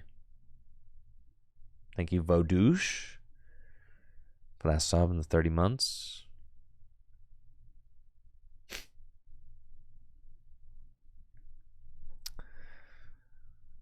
Looks like I'm playing against Lost Box. Let's see what we can do. Bug Catching Set. Guess we actually want to Teal Dance first and then Bug Catching Set again. Gets us +1 card. And then we'll bug catching sets. Man, this has really been pretty atrocious, huh? Okay, it's fine. And then... Oh, and I prized 3 Ogerpon. Man, today is just filled with little surprises, huh? Okay.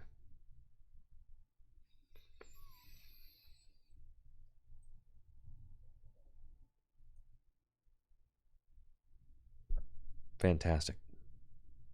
Pass.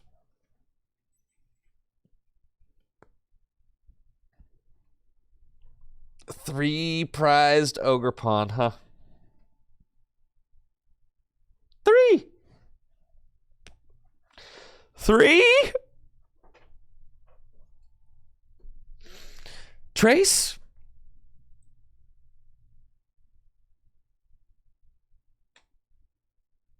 Man, 3 of you guys. What are you doing in there hanging out in the prize cards? 50% of my prize cards. That's half of them.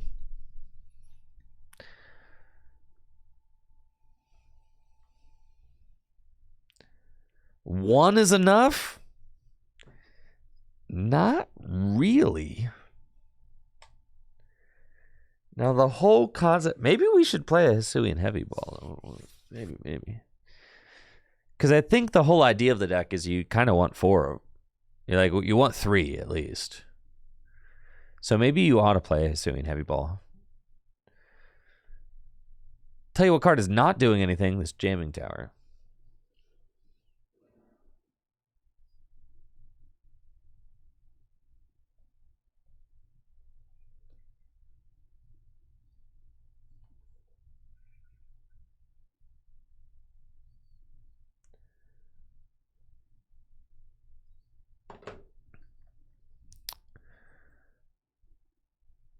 Okay, here we are. Iono off the top. Beautiful. Well, let's freaking go. We got the energy for the Toedscruel. We got the Teal dance. Get that energy on there. I got another Toedscruel right here. Jamming Tower. Iono. Well, let's go.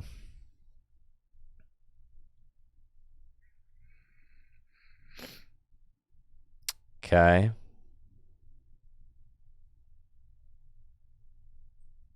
You know, this is enough. It's enough. Colony Rush. Sure. 160. I like it. What do you know? I found a Teal Mask Ogerpon EX in my prize cards. All right. But like, what if I do think I want a Turo in here.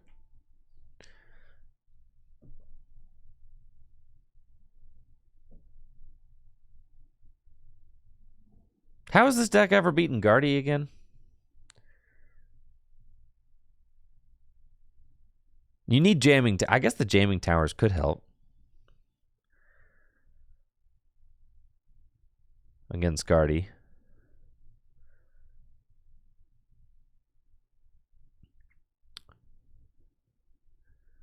That's the neat part. You don't beat Guardy. Oh. Not Turo. You want Penny? Oh, Penny. Yeah, Penny's probably interesting. Turo. Yeah, you probably just want Penny, huh?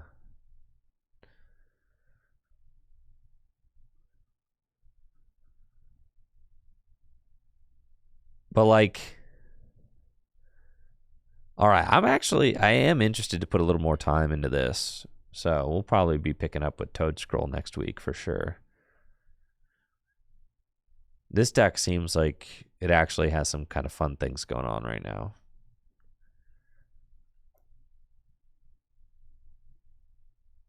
Yeah, like, what are you doing, Lost Box? You're not doing squat, brother. You're not doing diddly squat.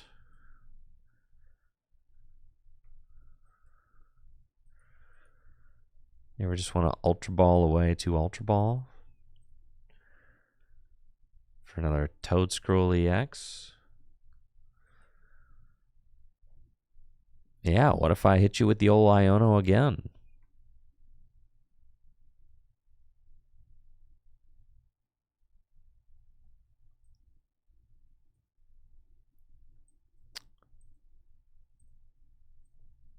We got Mew. Teal Dance. Sure. And with the old Colon Rush. Love it. There's a Toedscruel.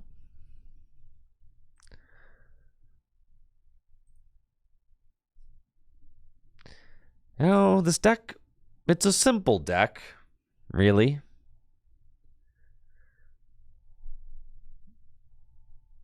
We play the supporter, we attach the energy, we produce the damage.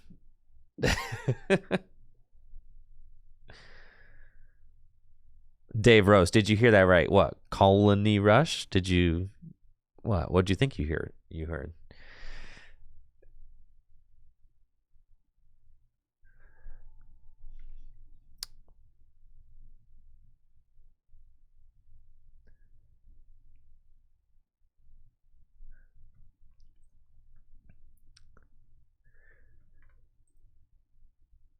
This feels very strong. I mean, imagine if we had like a Radiant Serena, man. You know? Just imagine how tanky we'd be.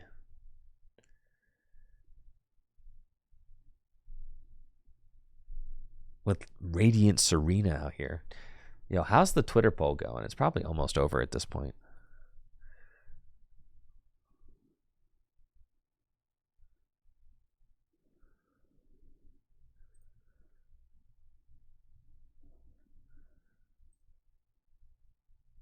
Two hours left in the Twitter poll. There's almost 4,000 votes. Almost 4,000. That's sick.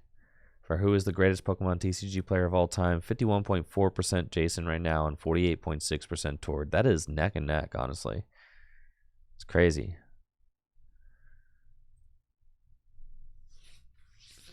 I do have the baby Toedscruel in here right now. Yes, I do.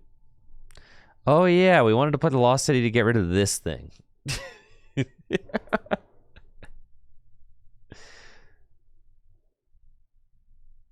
Thank you, Dave Rose.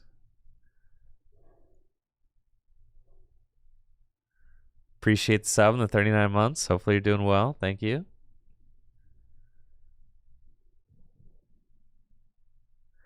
The Radiant Charizard, you know, it's not exactly the guy that we want to see, but that's okay. It's fine. It's fine. All right, maybe... Wait, why did we cut the... Why did we cut the Lost Cities again?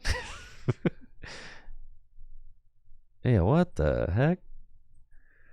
Why would we cut that card?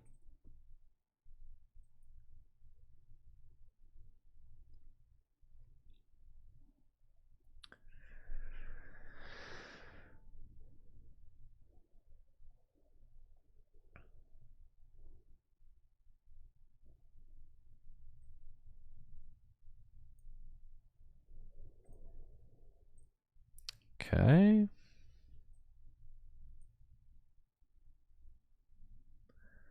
Everything looks fine.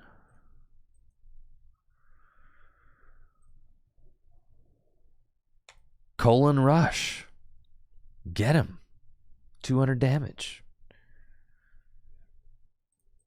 You know, mistakes, maybe mistakes were made. Yes.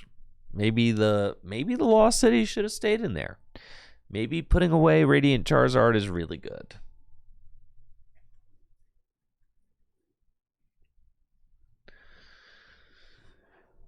You're telling me, all right, who here in the chat has ever made a change to their deck list after one single game? Don't even act like I'm the only one who does that.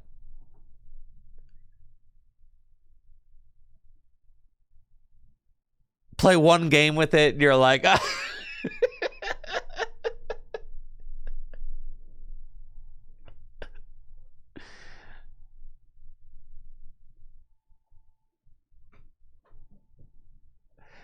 you tech for something and then take it out because you didn't use it. Exactly. All the time. That's constant. That's just existing while playing this game.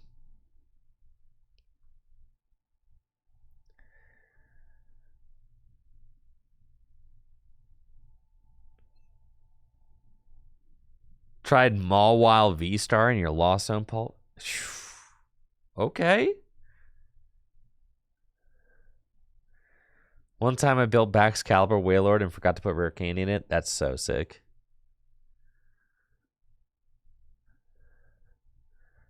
All right, the Prime Catcher on my Toedscruel to put them down to 2 prizes remaining.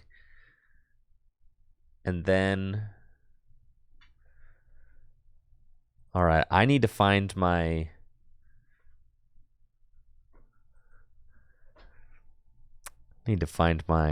legacy energy for sure. Come on, bug catching set. Come on, game. Come on. I know it's tough out there, TCG Live. I know. It's tough being a client. I get it. Come on, you could do it. I know you could do it. You could do it. Just let's work through this together, man. I know you just didn't like the way I looked at you when I was playing the bug catching set, huh? Is that it?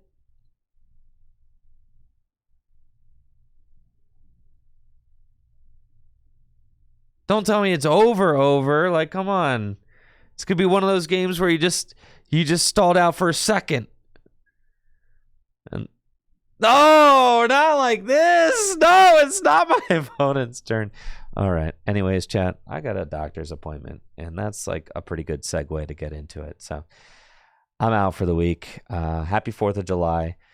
Everybody enjoy their weekend, okay? And I'm going to be back with more Pokemon TCG content on Monday, all right? Enjoy the weekend. Enjoy your holiday, all you Americans out there. I'll see you on Monday. Later.